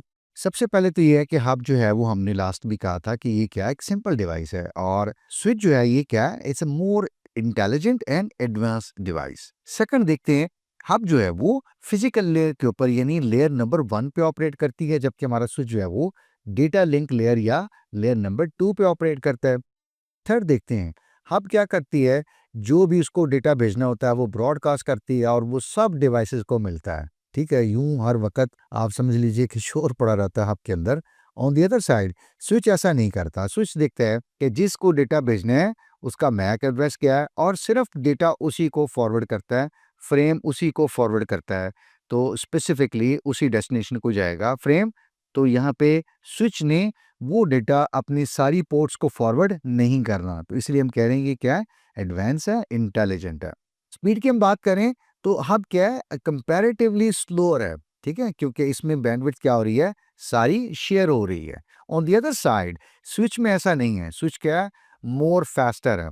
इसकी वजह क्या है कि ये इंटेलिजेंट है, डेटा इसने उसी जगह फॉरवर्ड करना है जहां पे जाना चाहिए। और यूं अगर एक ही पोर्ट को डेटा जा रहा है तो ये देखें कोलिजन नहीं हो रही। आपके पास स्विच के ऊपर 24 पोर्ट्स हैं, और स्विच ने डिसाइड किया कि जिस कंप्यूटर को डेटा जाना है वो पोर्ट नंबर 9 से कनेक्टेड है, तो स्विच ने सिर्फ पोर्ट नंबर 9 पे अपनी फ्रेम फॉरवर्ड करना है, बाकी 23 पोर्ट्स को वो बिल्कुल डिस्टर्ब नहीं कर रहा। तो ये क्या हो रही है, कोलिजन को बिल्कुल यहीं पर रोक रहा है वो। So this is why switch is more advance, more intelligent device. और लास्ट अगर हम बात करें एफिशिएंसी की, तो यहाँ पे एफिशिएंसी भी बहुत कम है, क्योंकि क्या कर रहे हैं, सारे डिवाइसेस को डेटा ब्रॉडकास्ट मिल रहा है, अननेसेसरी डेटा मिल रहा है। जब भी कोई पैकेट आ रहा है सबको जा रहा है, और सारे कह रहे हैं यार हमें नहीं चाहिए भाई, हमारा नहीं है ये, और जिसका होगा सिर्फ वही लेगा। ये हर पैकेट के साथ हो रहा है। जबकि स्विच के साथ हम कह रहे हैं कि ऐसा नहीं हो रहा, डेटा सिर्फ उस कंप्यूटर को जाएगा, फ्रेम सिर्फ उस मशीन को जाएगा जिसके लिए वो क्या भेजा गया है। ठीक है, तो यूं क्या है, switch is more more intelligent, more advance than hub. Hub क्या कर रही है, सिंपली डेटा को ब्रॉडकास्ट कर रही है, जो कि क्या है, less intelligent and A less efficient device. तो ये दोनों को कंपैरिजन था, एक हब का और एक स्विच का। 81, what is the minimum hamming distance for these words? ये कोई हमें वर्ड्स दिए हुए जी 10101 और 11110, इनमें क्या निकालना है, मिनिमम हेमिंग डिस्टेंस। तो हमने ये क्वेश्चन किया था उसमें एमसीक्यूज में भी, तो क्विकली देख लेते हैं। देखें, मिनिमम हेमिंग डिस्टेंस हमें पता क्या होता है कि आपके पास जो आपने भेजा है वो डेटा गया है, उसके अंदर जितनी क्या आई हैं बिट्स डिफरेंट हुई हैं, दो स्ट्रिंग्स आपने भेजी हैं, और उसके बाद फिर नंबर ऑफ बिट्स जितनी पोजीशंस पे डेटा गड़बड़ हुआ है, चेंज हुआ है, वो हमारा क्या कहलाता है, हेमिंग डिस्टेंस है, राइट।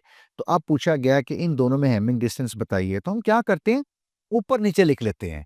ये हमने भेजा था जी 10101 और पहुंचा क्या 11110। तो यहाँ देखिए, यही भेजा यही पहुंचा तो कोई मसला नहीं है, तो ठीक हो गया। भेजा 0 पहुंचा 1, तो ये क्या होगी, यहाँ पे गड़बड़ हो गई है। यहाँ पे भी मसला बिल्कुल ठीक रहा, और यहाँ पे भी क्या हुई, भेजा 0 गया 1, तो यहाँ पे भी गड़बड़ हुई है। ऑन दी अदर साइड यहाँ पे भी क्या हुई है, यहाँ पे भी गड़बड़ हुई है। तो ये आप देखें, 1 और 2 और ये 3 बिट्स हमारी क्या हुई हैं, चेंज हो गई हैं। जो हमने भेजी थी वो नहीं गई, बल्कि कुछ और गया है। तो यूं हम कह सकते हैं हैमिंग डिस्टेंस इस केस में क्या होगा, 3 है। एग्जाम में भी आपने रफ में यही काम कर लेना है और इसको वर्ड के ऊपर ले जाइएगा, तो यहाँ दिखा दीजिएगा कि ये वजह है कि इन दो बाइनरी स्ट्रिंग्स में जो हमने भेजी हैं या जो मैसेज भेजा है, रिसीव ऐसे हुआ है, तो हैमिंग डिस्टेंस जो है वो इतना बनता है। 82 है, calculate the transmission delay if the file of 1 megabit is sent over the traditional Ethernet. ये जो 10 एमबीपीएस की ईथरनेट है, इसके ऊपर डेटा आपने भेजा है। तो देखिए, हमारे पास ट्रांसमिशन डिले क्या होता है, जितना डेटा आपने बिट्स में भेजा है वो डिवाइडेड बाय जो आपका ट्रांसमिशन रेट है, यानी उस मीडियम के ऊपर डेटा कितना जा सकता है, लेकिन बिट्स पर सेकंड में। अब देखिए, इसमें डेटा रेट क्या, आपके पास ये फाइल है 1 मेगाबिट है, ये आपकी यहाँ जाएगी, और ट्रेडिशनल ईथरनेट की स्पीड हमें पता है कितनी होती है, 10 एमबीपीएस। तो वो हम यहाँ पे ले लेंगे 10 एमबीपीएस। ठीक है, तो इसको हम लिखेंगे कैसे फिर, अगेन ये क्या बना जी, transmission delay is equal to 1 megabit, जो कि फाइल का साइज है, और ये 10 मेगाबिट्स पर सेकंड, यानी ये हमारी क्या आ गई, ईथरनेट की स्पीड आ गई। तो यूं हम कह सकते हैं कि जी 0.1 सेकंड या 100 मिली सेकंड्स का क्या है जी, ट्रांसमिशन डिले है। अगर 1 मेगाबिट की फाइल ईथरनेट के ऊपर सेंड की जाए तो इतना हमारा डिले आ सकता है। हाँ, एक चीज का और ख्याल रखिएगा, इससे जो डिस्टेंस है उससे कोई फर्क नहीं पड़ता। यानी आप ये नहीं कह सकते कि अगर दो मशीन्स हैं वो करीब पड़ी हुई हैं तो डिले कम आएगा, और दो मशीन्स अगर ज्यादा दूर पड़ी हैं तो डिले जो है वो शायद ज्यादा आए। नहीं, ये इससे इंडिपेंडेंट होता है। 83 है, what are the 4 functional layers in the SONET. तो सोनेट का आपने कॉन्सेप्ट पढ़ा हुआ, बेसिकली उसके अंदर जो फंक्शनल लेयर होती हैं 4, क्विकली वो देख लेते हैं। एक हमारी पैथ लेयर होती है, एक हमारी लाइन होती है, एक हमारी सेक्शन होती है, और सबसे आखिर पे हमारे पास क्या होती है, फोटोनिक लेयर होती है। अच्छा, क्विकली जरा देख लेते हैं कि ओएसआई मॉडल के पॉइंट ऑफ व्यू से ये लेयर कहाँ कहाँ कॉरस्पॉन्ड करती हैं। ठीक है, क्वेश्चन में तो नहीं पूछा गया, लेकिन मैंने यहाँ पे ऐड कर दिया है। हमारी जो पाथ, लाइन और सेक्शन की जो लेयर होती है, इसको आप याद रख लीजिएगा पीएलएस। तो पीएलएस हमारी कहाँ पे होती है, डेटा लिंक लेयर के ऊपर, यानी जो ओएसआई की लेयर 2 होती है, यहाँ पे कॉरस्पॉन्ड करती है। और जो ये स्पेलिंग पे गड़बड़ हो गया, मादर से होगा, जो हमारी फोटोनिक लेयर होती है, ये हमारी कहाँ पे होती है, कॉरस्पॉन्ड करती है ओएसआई की लेयर 1, और वे लेयर 1 हमारे पास ओएसआई में कौन सी होती है, फिजिकल लेयर। ठीक है, तो ये इनकी कॉरस्पॉन्डेंस भी है। ये बाज़ औक़ात एमसीक्यूज में भी आ जाती है, और बाज़ औक़ात ये टेबल दे के पूछा जाता है कि लेयर जो है वो ओएसआई की वो लिखिए कौन-कौन सी कहाँ-कहाँ पे आनी है। 84 है जी, a data word consisted of 3 bits using the even parity check. यहाँ देखिएगा, ये जो लफ्ज़ है ना, even parity, it's very important. तो पूछा गया है कि the using the even parity check coding method calculate the parity bit for the each of the following data words. तो ये देखिए, ये कुछ डेटा वर्ड्स दिए गए हैं, 1 2 3 4 5, और कहा गया कि कोड वर्ड आप बनाइए, लेकिन आपने इवेंट पैरिटी चेक अप्लाई करना है। तो देखिए, इवेंट पैरिटी चेक क्या होता है कि हम देखते हैं कि टोटल नंबर ऑफ वंस वो कितने रहने चाहिए, इवन। ये देखिए, इट्स वेरी इंपॉर्टेंट। अभी हमने क्या कहा, इवन पैरिटी है, तो इसका मतलब है कि हर डेटा वर्ड में हमें नंबर ऑफ वंस चेक करने हैं। अगर वो इवन है तो हम क्या ऐड करेंगे, 0। और अगर वो ऑड हैं, नंबर ऑफ वंस ऑड बन रहे हैं 3, 5, 7, तो फिर हम एक एडिशनल बिट ऐड करेंगे, रिडंडेंट बिट। वो उसमें हम क्या ऐड करेंगे, एक 1 ऐड करेंगे बाइनरी का। ठीक है, अभी देखते हैं। ये देखिएगा, पहले इस डेटा वर्ड को देखिएगा, इसमें एक 1 ये आया, एक 1 ये आया, तो इसका मतलब ये है कि यहाँ वंस की तादाद कितनी है, ऑलरेडी 2 है। और 2 क्या होता है, इवन। यानी 101 इतना तो बिल्कुल वही था हमारा डेटा वर्ड। और कोड वर्ड के लिए हम क्या कहते हैं जी, हम आर बिट या रिडंडेंट बिट्स ऐड करते हैं। और चूंकि ये इवन पैरिटी है तो ऑलरेडी नंबर ऑफ वंस कितने हैं, 2, तो इसलिए हमने जो एक बिट ऐड किया है एडिशनल, उसमें 0 ऐड किया। हमने कहा जी पहले वो इवन है और हमने इवन पैरिटी रखनी है, तो हम जो बिट ऐड करेंगे वो 0 के साथ जाएगी। बिल्कुल ठीक हो गया। अब देखिए, सेकंड देखिए, इसमें नंबर ऑफ 1 1 और ये 2, ये भी कितने बन गए, 2। तो इसका मतलब है इवन पैरिटी के लिए 2 तो ऑलरेडी इवन है, तो इसका मतलब ये है कि इसके साथ भी हम कोई सलूक नहीं करेंगे। जो आर बिट यानी रिडंडेंट बिट हमने ऐड करनी है, वो भी कौन सी जाएगी, 0 वाली। ठीक है। थर्ड को देखिएगा, 1 आया, फिर 1 आया और फिर 1 आया। इसमें नंबर ऑफ वंस कितने आ गए भला, अब आ गए 3।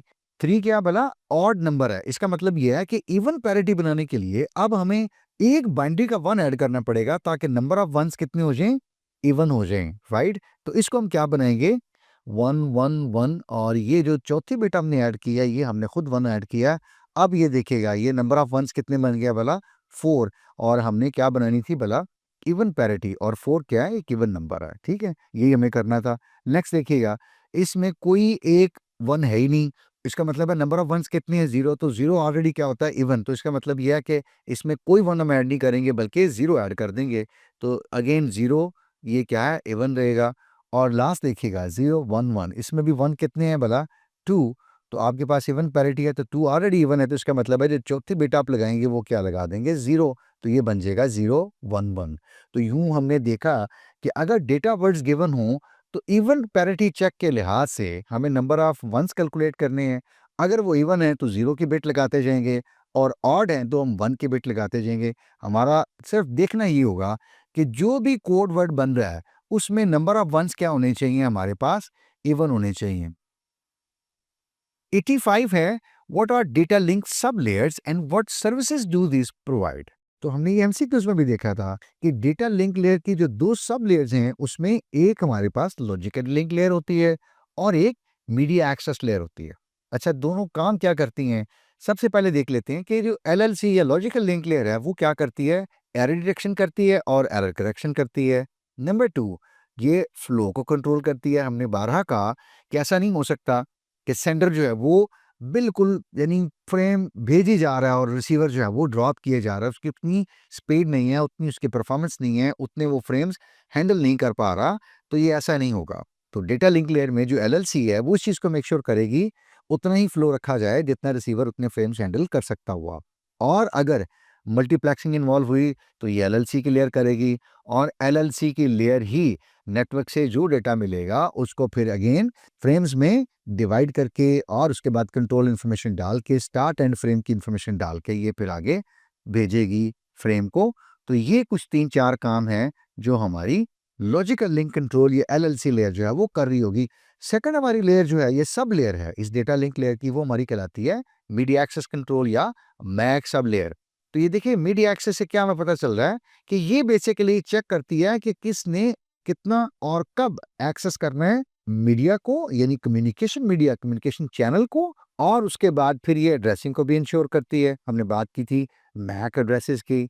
इसके बाद एक्चुअली फ्रेम ट्रांसमिट भी इसने ही करने होते हैं, हमारी मैक सब लेयर ने। और अगर कोलिजन हो रही है तो इसने कोलिजन भी हैंडल करनी है। ठीक है, तो यूं ये दोनों सब लेयर्स मिलके डेटा लिंक लेयर की सर्विसेज प्रोवाइड कर रही होती हैं। और हमने देखा कि अपनी अपनी सब लेयर के ऊपर कौन कौन क्या क्या फंक्शन या सर्विस प्रोवाइड कर रहा होता है। 86 है, the station A sends data packet to station B, station A can send packet again to station B when it receives an acknowledgement reply from station B, what protocol is this. ये station A है, इसने data भेजा station B को। अब ये ए अभी क्या कर रहा है, वेट कर रहा है, ये अभी और डेटा नहीं भेज सकता। When it receive acknowledgement reply, B ने एक्नॉलेजमेंट रिप्लाई किया कि डेटा मिल गया, अब ए दोबारा क्या कर रहा है, सेकंड पैकेट भेजता है। ये पहला पैकेट गया, ये सेकंड पैकेट गया, पूछा गया ये प्रोटोकॉल कौन सा है, तो यहां से क्विकली मेरा ख्याल है आप बता दिया आपने, वेट के लफ्ज से क्या है, स्टॉप एंड वेट। मैं इसको थोड़ा इरेज करता हूं जी। तो इससे पहले भी हमने डिटेल में ये देखा एमसीक्यूज में भी और अभी एक क्वेश्चन में भी कि ये क्या है, स्टॉप एंड वेट है। कि स्टॉप एंड वेट में ऐसा होगा कि सेंडर जो है वो एक फ्रेम या एक पैकेट भेजेगा, रिसीवर के पास वो पहुंचेगा और उसके बाद सेंडर फिर वेट करेगा जब तक कि वो उसका रिस्पॉन्स आता है, तो वो दोबारा पैकेट भेजेगा। और अगर टाइमर एक्सपायर हो जाता है और रिस्पॉन्स फिर भी नहीं आता, तो सेंडर क्या करेगा, यानी स्टेशन ए समझेगा कि वो पैकेट ड्रॉप हो गया या करप्ट हो गया, तो दोबारा वो डेटा पैकेट या फ्रेम भेज देगा और अगेन फिर वेट करेगा जब तक कि उसका रिस्पॉन्स नहीं आता। और अगर रिस्पॉन्स आ जाता है, रिप्लाई आ जाती है, एक्नॉलेजमेंट आ जाती है, तो फिर सेंडर जो है वो यानी स्टेशन ए नेक्स्ट अपना डेटा पैकेट या फ्रेम स्टेशन बी को भिजवा सकता है। तो ये प्रोटोकॉल कौन सा हो हमारा, स्टॉप एंड वेट। 87 है, identify the type of access method for the following. अभी हमने देखा इससे पहले भी कि हमारे पास मीडियम को एक्सेस करने के कुछ मेथड्स हैं। तो यहाँ पे कुछ प्रोटोकॉल्स दिए हुए हैं और पूछा गया कि ये वाले प्रोटोकॉल किस एक्सेस मेथड में काम करते हैं, राइट। अलोहा को हमने क्या कहा था भला, आपको याद हो तो, ये क्या है हमारा, रैंडम एक्सेस है। पोलिंग को हमने भला क्या कहा था, क्या है ये, कंट्रोल्ड एक्सेस है, क्योंकि हमने कहा था कि पोलिंग में एक प्राइमरी है और ज्यादा सेकेंडरी हैं, और प्राइमरी क्या कर रहा है, बादशाह बन के बैठा हुआ है और सारा कम्युनिकेशन मीडिया उसने कंट्रोल किया है, और वो फिर पोलिंग करता है कि मैं डेटा भेज रहा हूँ को रेडी है रिसीव करने के लिए, और आप लोग बताओ आपने डेटा भेजना तो नहीं है। तो ये क्या, कंट्रोल्ड एक्सेस है। और किसने कंट्रोल की हुई है, अगेन प्राइमरी ने। इसी तरह रेजर्वेशन, आपको याद हो तो रेजर्वेशन की क्या है, कंट्रोल्ड ही है। यानी आपने एक टाइम स्लॉट में पूछा कि किसी ने डेटा तो नहीं भेजना, तो सबने अपनी रिजर्वेशन करवा ली जिन्होंने डेटा भेजना था, और उसके बाद फिर वो डेटा भेज सके। तो यूं ये भी क्या हुआ, कंट्रोल्ड एक्सेस हुआ। CDMA जी, ये भी क्या हमारा रैंडम एक्सेस है, और CD भी ये क्या हमारा रैंडम एक्सेस है, ठीक है। तो यूं मेरा ख्याल है आप कुछ आइडेंटिफाई कर सके हों तो बहुत अच्छी बात है। ये हमारे क्या थे, कंट्रोल्ड या रैंडम एक्सेस मेथड्स थे अगेंस्ट गिवन प्रोटोकॉल्स हमें आइडेंटिफाई करने थे। 88 में पूछा गया what are the free channelization protocols, कि चैनलाइजेशन के प्रोटोकॉल्स हमारे क्या हैं। आप में से कुछ शायद लोग एक्सेस मेथड कुछ आइडेंटिफाई कर सके हो, राइट। हमारे पास ये तीन तरह के होते हैं। एक होते हैं फ्रीक्वेंसी डिवीजन मल्टीपल एक्सेस, ठीक है, एक होता है टाइम डिवीजन मल्टीपल एक्सेस, और एक होता है हमारे पास code division multiple access. FDMA में हम क्या करते हैं, हमारे पास जो अवेलेबल बैंडविड्थ होती है, यानी जो भी अवेलेबल बैंडविड्थ होती है उसको हम डिवाइड कर लेते हैं इनटू फ्रीक्वेंसी। यानी हम ये कर लेते हैं कि अगर हमारे पास 4 सिस्टम्स हैं तो हम उस फ्रीक्वेंसी को 4 में डिवाइड कर लेते हैं, ठीक है।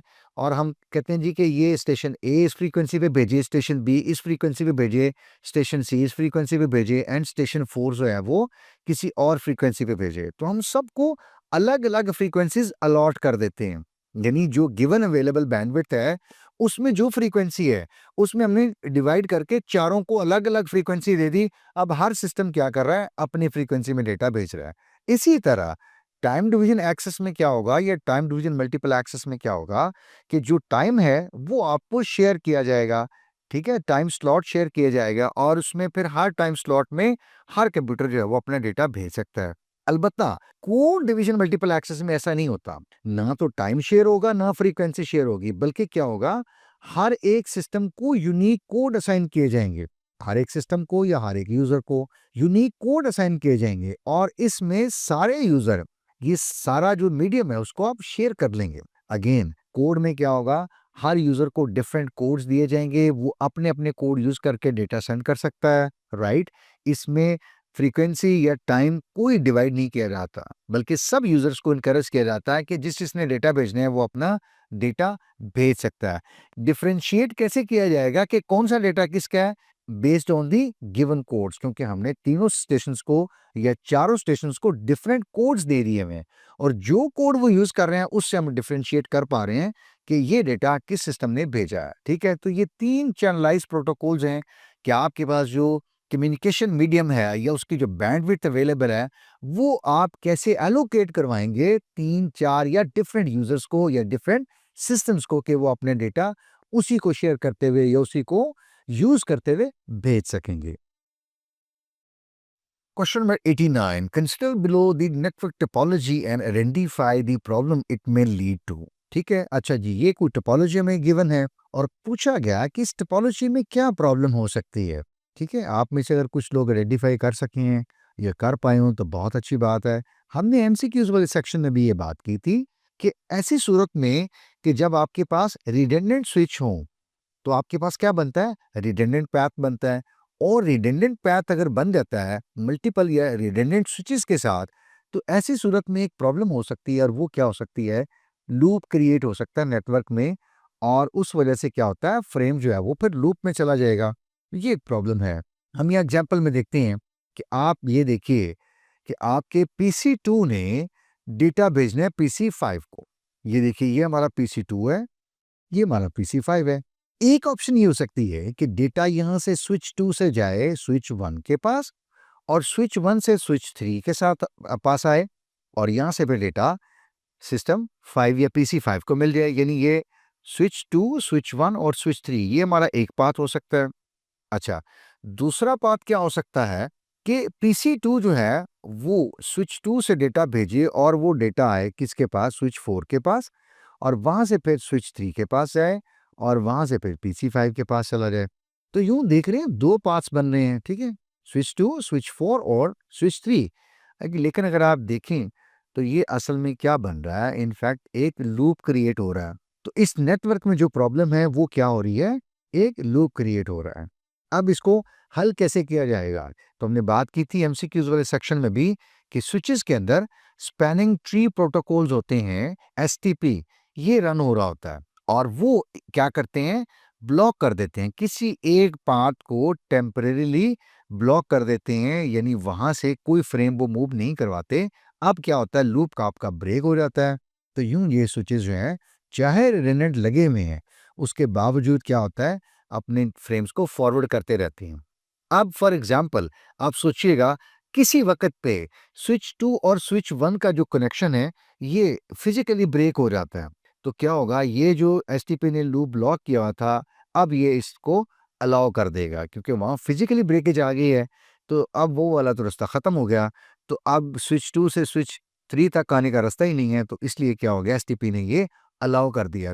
तो यूं ये काम क्या होगा, डायनेमिकली होता है। और सोचिए आपने अगर ये वाला ऊपर वाला लिंक बहाल कर दिया तो अब ये वाला लिंक दोबारा क्या हो जाएगा, ब्लॉक हो जाएगा, रिडंडेंट नहीं बन सकते, लूप नहीं बन सकता। तो ये सारा काम क्या हो रहा होता है, डायनेमिकली का हो रहा होता है। और कर कौन रहा है, एसटीपी, स्पैनिंग ट्री प्रोटोकॉल, जो कि इन स्विचेस के ऊपर रन हो रहे होते हैं हर वक्त में।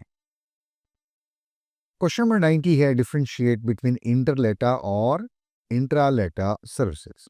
तो देखिए, इंट्रा से क्या मुराद होगी कि एक ही कंपनी यानी एक ही लेटा के अंदर जो सर्विसेज प्रोवाइड कर रही है आपकी टेलीकॉम कंपनी या टेलीफोन की कंपनी, वो कहलाती है intraLATA services. Services offered by telephone companies inside a लेटा।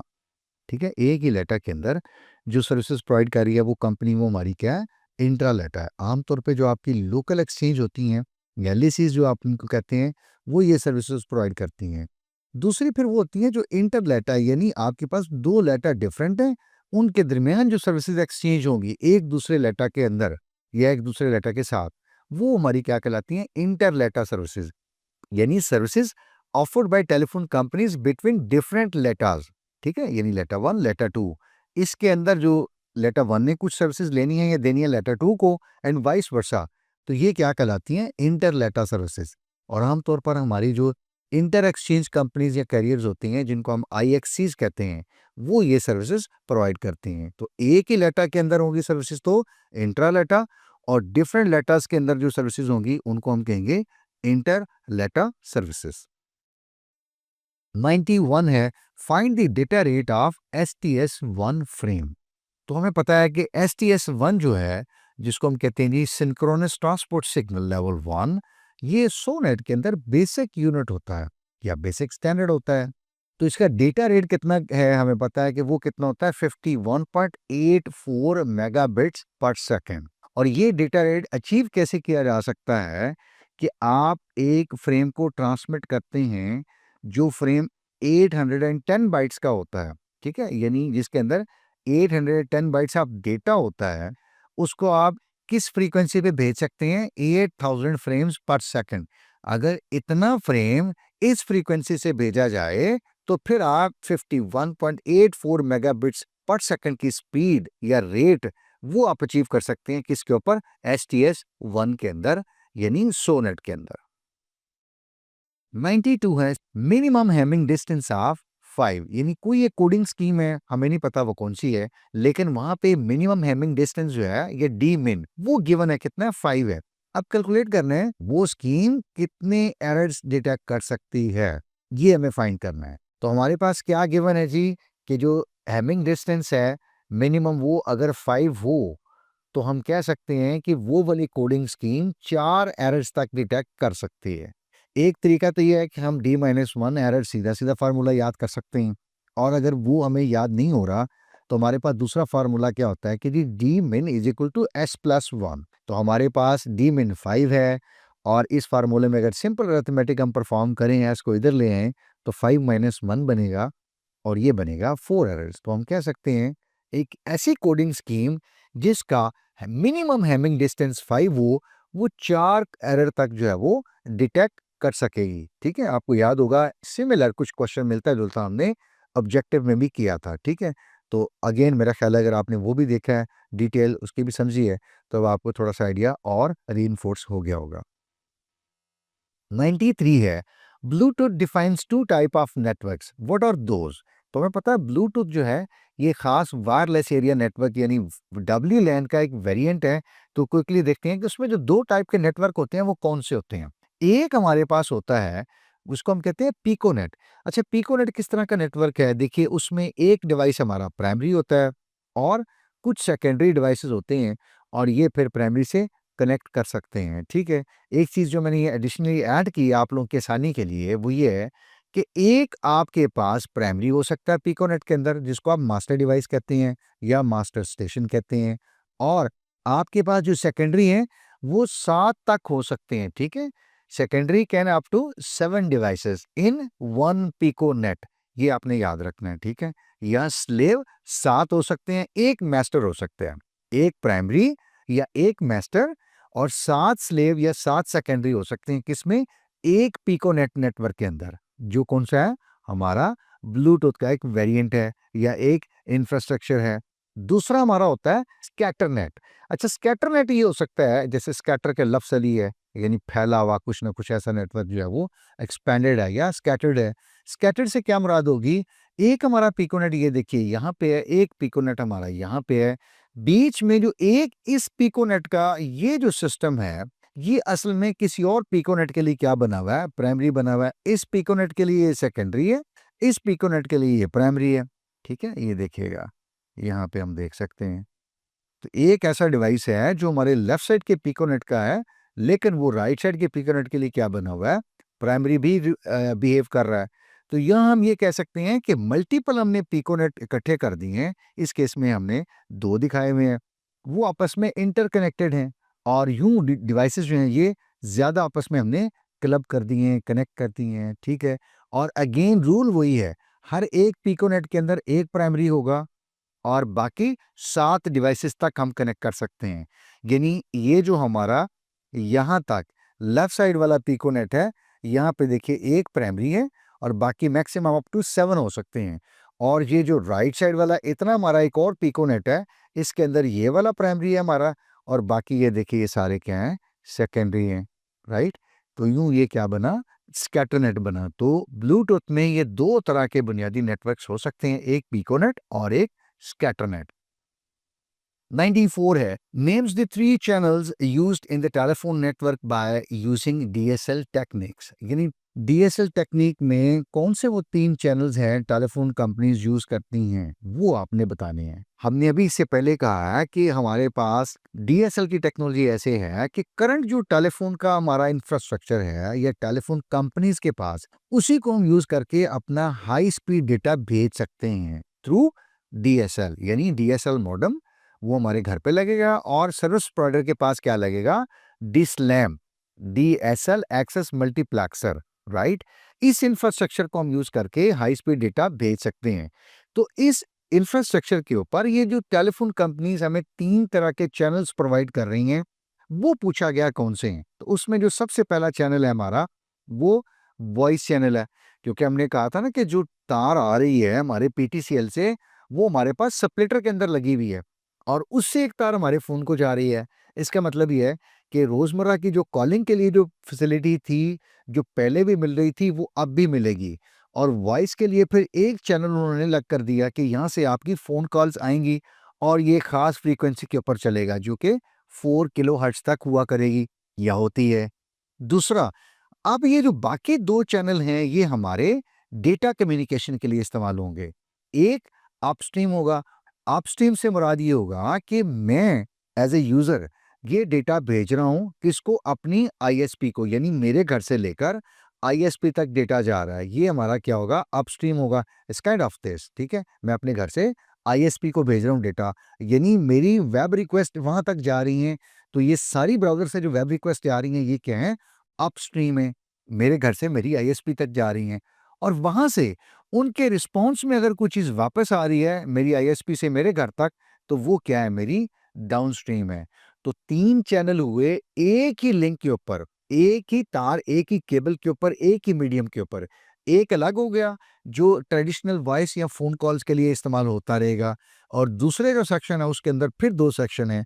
एक सेक्शन में एक चैनल पे मेरा अपस्ट्रीम जा रही है जो मेरी रिक्वेस्ट है और पार्ट 2 के अंदर जो दूसरा सेक्शन बना हुआ है, उसके अंदर मेरी डाउनस्ट्रीम, यानी वो रिक्वेस्ट जो पहले गई थी, अब उनका रिस्पॉन्स आ रहा है from my ISP to my computer या माई वेब ब्राउज़र। तो ये डीएसएल में 3 चैनल्स हैं जो टेलीफ़ोन कंपनीज़ ने एलोकेट कर दिए हुए हैं मेरे लिए, जो कि मैं डेली यूज़ कर सकता हूँ या मैं करता हूँ एज़ ए यूज़र। 95 है, what functions does the address resolution protocol ARP perform. तो हमने एमसीक्यू सेक्शन में भी बात की थी कि मेरे पास अगर एक कंप्यूटर ने दूसरे कंप्यूटर को डेटा भेजना है, तो ज़ाहिर बात है लैन के ऊपर उसके पास क्या होना चाहिए, मैक एड्रेस होना चाहिए। अब मेरा कंप्यूटर जब डेटा भेजता है तो वो कहता है जी ये फलां आईपी एड्रेस है, इसको मैंने डेटा भेजना है। अब क्या होगा, मेरा जो स्विच है वो क्या करेगा, उस गिवन आईपी एड्रेस के अगेंस्ट उस मशीन का मैक ढूंढ के लाएगा। और ये आर्प जो है एक ऐसा प्रोटोकॉल है जो मेरे स्विच की हेल्प करता है कि आप बताइए कौन सा आईपी एड्रेस है, ताकि आपको उसका मैक प्रोवाइड किया जाए। और once switch has a MAC address of that system, switch क्या करता है, उसको अपने एक टेबल के अंदर डाल देता है, जिसको हमने लास्ट भी कहा था कि वो क्या है, स्विच का आर्प कैशे है या आर्प टेबल है। उसके बाद once a switch has an ARP entry for every IP address in the network, switch क्या करेगा, जब भी उसके लिए डेटा भेजा जाएगा या फ्रेम डेस्टिन किया जाएगा, तो स्विच वही वाले अपने आर्प टेबल से उस डेस्टिन कंप्यूटर का मैक एड्रेस निकालेगा और यूं उसको फॉरवर्ड करता रहेगा वो फ्रेम। तो ये सारा क्या है, लेयर 2 फिनोमेना है।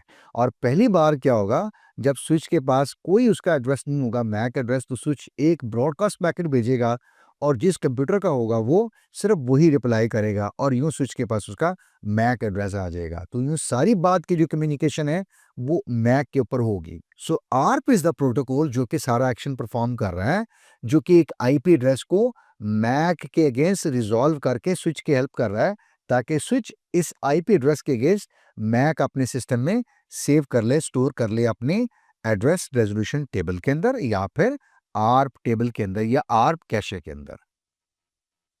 96 है, outline the two modes which HDLC provide.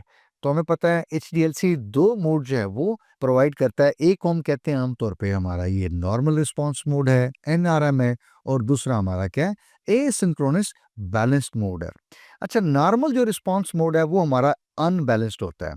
वो अनबैलेंस इसलिए होता है क्योंकि हमारा एक प्राइमरी स्टेशन होता है और एक से ज़्यादा सेकेंडरी स्टेशन होते हैं और सारी कम्युनिकेशन इनिशिएट कौन करता है? हमारा प्राइमरी। जबकि सेकेंडरी क्या करते हैं? सिर्फ डेटे को रिसीव करते हैं, और अगर सेकेंडरी ने कुछ भेजना है तो वो प्राइमरी के रिस्पॉन्स में भेजते हैं। खुद से वो कोई रिक्वेस्ट इनिशिएट नहीं कर सकते। ठीक है, नॉर्मल रिस्पॉन्स में प्राइमरी ने ये कह दिया ये डेटा ले लो, सेकेंडरी ने ले लिया। प्राइमरी ने कहा था ये मुझे डेटा भेजो, सेकेंडरी ने भेज दिया। सेकेंडरी अपनी खुशी से, अपनी मर्जी से बेचारा डेटा खुद से इनिशिएट नहीं कर सकता, कोई डेटा सेंड करने की रिक्वेस्ट नहीं कर सकता। ठीक है, secondary is there just to listen and respond, that's it. ये क्या हुआ हमारा एचडीएलसी में? नॉर्मल रिस्पॉन्स मोड हुआ। दूसरा क्या है? Asynchronous balanced mode, ABM. ये क्या है? बैलेंस्ड कॉन्फ़िगरेशन है। ठीक है, इसलिए मैं जरा कुछ वर्ड्स डिफरेंशिएट करता हूँ, कोशिश करता हूँ कि आप उस पे जरा फोकस कर सकें। बैलेंस्ड कॉन्फ़िगरेशन इसलिए कि यहाँ कोई प्राइमरी सेकेंडरी नहीं है। हर स्टेशन के पास क्या है? इक्वल स्टेटस है, इक्वल राइट्स हैं। कोई स्टेशन भी किसी वक्त भी मैसेज भेजना चाहे, डेटा ट्रांसफर करना चाहे, वो कर सकता है। ठीक है, अगेन ये डिपेंड करता है कि आपने devices, network messaging, configuration, data send receive transfer किस तरह से करना है। कहीं हमें नॉर्मल रिस्पॉन्स सूट करता है, अगेन नेटवर्क की कॉन्फ़िगरेशन की अगर मैं बात करूं, और कहीं हमें आर्म डिवाइसेस की बात करूं तो शायद एबीएम मोड ट्रांसफर यूज करते हैं हम, या अडॉप्ट करना पड़ता है। But again that depends on the situation कि हमारी सिचुएशन क्या है, हमारी रिक्वायरमेंट क्या है। बट एचडीएलसी ये दोनों मोड्स प्रोवाइड करता है जो कि हम फ्लेक्सिबिलिटी के साथ यूज कर सकते हैं। 97 है, what services does the point to point protocol has to offer. कि हमारे पास जो पीपीपी या पॉइंट टू पॉइंट प्रोटोकॉल होता है, वो हमने कहा था सबसे कॉमन मिसाल ये है कि मैं और आप as a user internet access करना चाहते हैं, तो मैं और आप एज ए होम यूजर जब आईएसपी से कनेक्ट होते हैं तो हम यही पॉइंट टू पॉइंट प्रोटोकॉल को कनेक्ट करके या उसको यूज करके अपनी आईएसपी से कनेक्ट करते हैं। तो पूछा गया है ये कौन सी सर्विसेज जो है वो परफॉर्म करता है या ऑफर करता है हमारा पीपीपी या पॉइंट टू पॉइंट प्रोटोकॉल। तो सबसे पहले ये फ्रेमिंग की सर्विस प्रोवाइड करता है। उसके बाद अगर कोई यूजर, जैसे अभी हमने कहा ना कि हमने आईएसपी से कनेक्ट होके फिर आगे इंटरनेट यूज करना है, तो जाहिर बात है आईएसपी ने ये मेक श्योर करना है कि कोई ऑथेंटिकेटेड यूजर, कोई वैलिड यूजर जिसके पास बैलेंस है, जिसके पास सर्विसेज हैं और जो यूज कर सकता है, सिर्फ उसी को करनी चाहिए। तो इसलिए ये पीपीपी ऑथेंटिकेशन भी प्रोवाइड करता है। आपने दो प्रोटोकॉल्स पढ़े होंगे, पैप और चैप के, वो भी यूज करता है। नेटवर्क एड्रेस कॉन्फ़िगरेशन ये वो भी कर सकता है। लिंक एस्टैब्लिशमेंट और डेटा एक्सचेंज है, ये भी करता है। ज़ाहिर बात है, आपने दो डिवाइसेस के दरमियान लिंक भी एस्टैब्लिश करना है, डेटा भी एक्सचेंज होना है, सेंड और रिसीव होना है, राइट। और अगर multi link point to point address configuration की ज़रूरत पड़ती है तो ये भी प्रोवाइड करता है। तो ये कुछ 5 सर्विसेज हैं जो हमारा पॉइंट टू पॉइंट प्रोटोकॉल जो है वो प्रोवाइड करता है।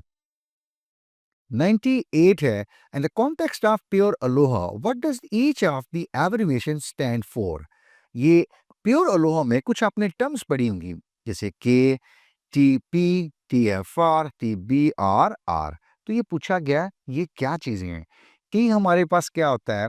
के हमारे पास क्या होता है? Number of attempts. ठीक है, यानी आपने मीडियम को जब आप ट्राई करते रहते हैं तो कितनी नंबर ऑफ अटेम्प्ट्स की हैं आपने लिसन करने के लिए, ट्राई करने के लिए, मीडिया को चेक करने के लिए। इसी तरह टीपी आपके पास क्या होता है? Maximum propagation time. इसी तरह टीएफआर क्या होता है? आपका एवरेज ट्रांसमिशन टाइम। एक तो मैक्सिमम है ना, एक हमारा क्या है? एवरेज है।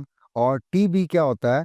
आपने बैक ऑफ टाइम कितना लेना है, यानी आपको मीडिया अगर बिजी मिला है तो आप क्या करते हैं? बैक ऑफ कर जाते हैं। और बैक ऑफ टाइम फिर क्या हो जाएगा? T of B. और इसको निकालते कैसे हैं? जितना आपका आर है, यानी जो आप रैंडम नंबर सेलेक्ट करते हैं, ठीक है, जो भी आपने रैंडम नंबर सेलेक्ट किया, यानी पहली बार आप गए और आपने देखा कि मीडियम बिजी है तो आपने कोई एक रैंडम नंबर सेलेक्ट कर लिया, वो हमारा क्या? आर है। मल्टीप्लाई बाय टीपी, मतलब जितना आपका मैक्सिमम प्रोपेगेशन टाइम था वो आप बना लेते हैं बैकअप टाइम, और उतने बैकअप में आप फिर यानी आप बैक ऑफ कर जाते हैं उतनी टाइम विंडो के लिए। या इसे आप एवरेज जो ट्रांसमिशन आपका है उससे भी आप निकाल सकते हैं, यानी जो आपके पास रैंडम नंबर आया उसको आप एवरेज ट्रांसमिशन टाइम से मल्टीप्लाई कर लीजिए, तो यूं आपका ये भी क्या बन सकता है? बैक ऑफ टाइम बन सकता है। इतनी देर आप बैक ऑफ पे चले जाते हैं, आप वेट करते हैं और दोबारा फिर आके सेंस करते हैं और मेक श्योर करने की कोशिश करते हैं कि अगर जो मीडियम आपका अवेलेबल है, फ्री है, आप डेटा भेज सकें। और लास्ट आर हमारे पास क्या है? ये हमारा एक रैंडम नंबर है जो कि 0 से लेकर 2k-1 तक हो सकता है, ठीक है। और k हमारे पास अगेन हमने क्या था, ये नंबर ऑफ अटेम्प्ट्स होती हैं। तो ये प्योर अलोहा में कुछ 5 बुनियादी टर्म्स हैं जो कि हमें जानने की ज़रूरत है, अक्सर पूछी जाती हैं, आपने एक दफ़ा ज़रूर देख लेनी है। ऑलराइट जी, क्वेश्चन नंबर 99 है, write down the 3 persistent methods in CSM में। ये थोड़ी सी मुश्किल है, आप ज़रा फोकस कीजिएगा, बट वेरी वेरी इंपॉर्टेंट। मैं कोशिश करता हूँ थोड़ी सी इनको आसान बताने के लिए, राइट।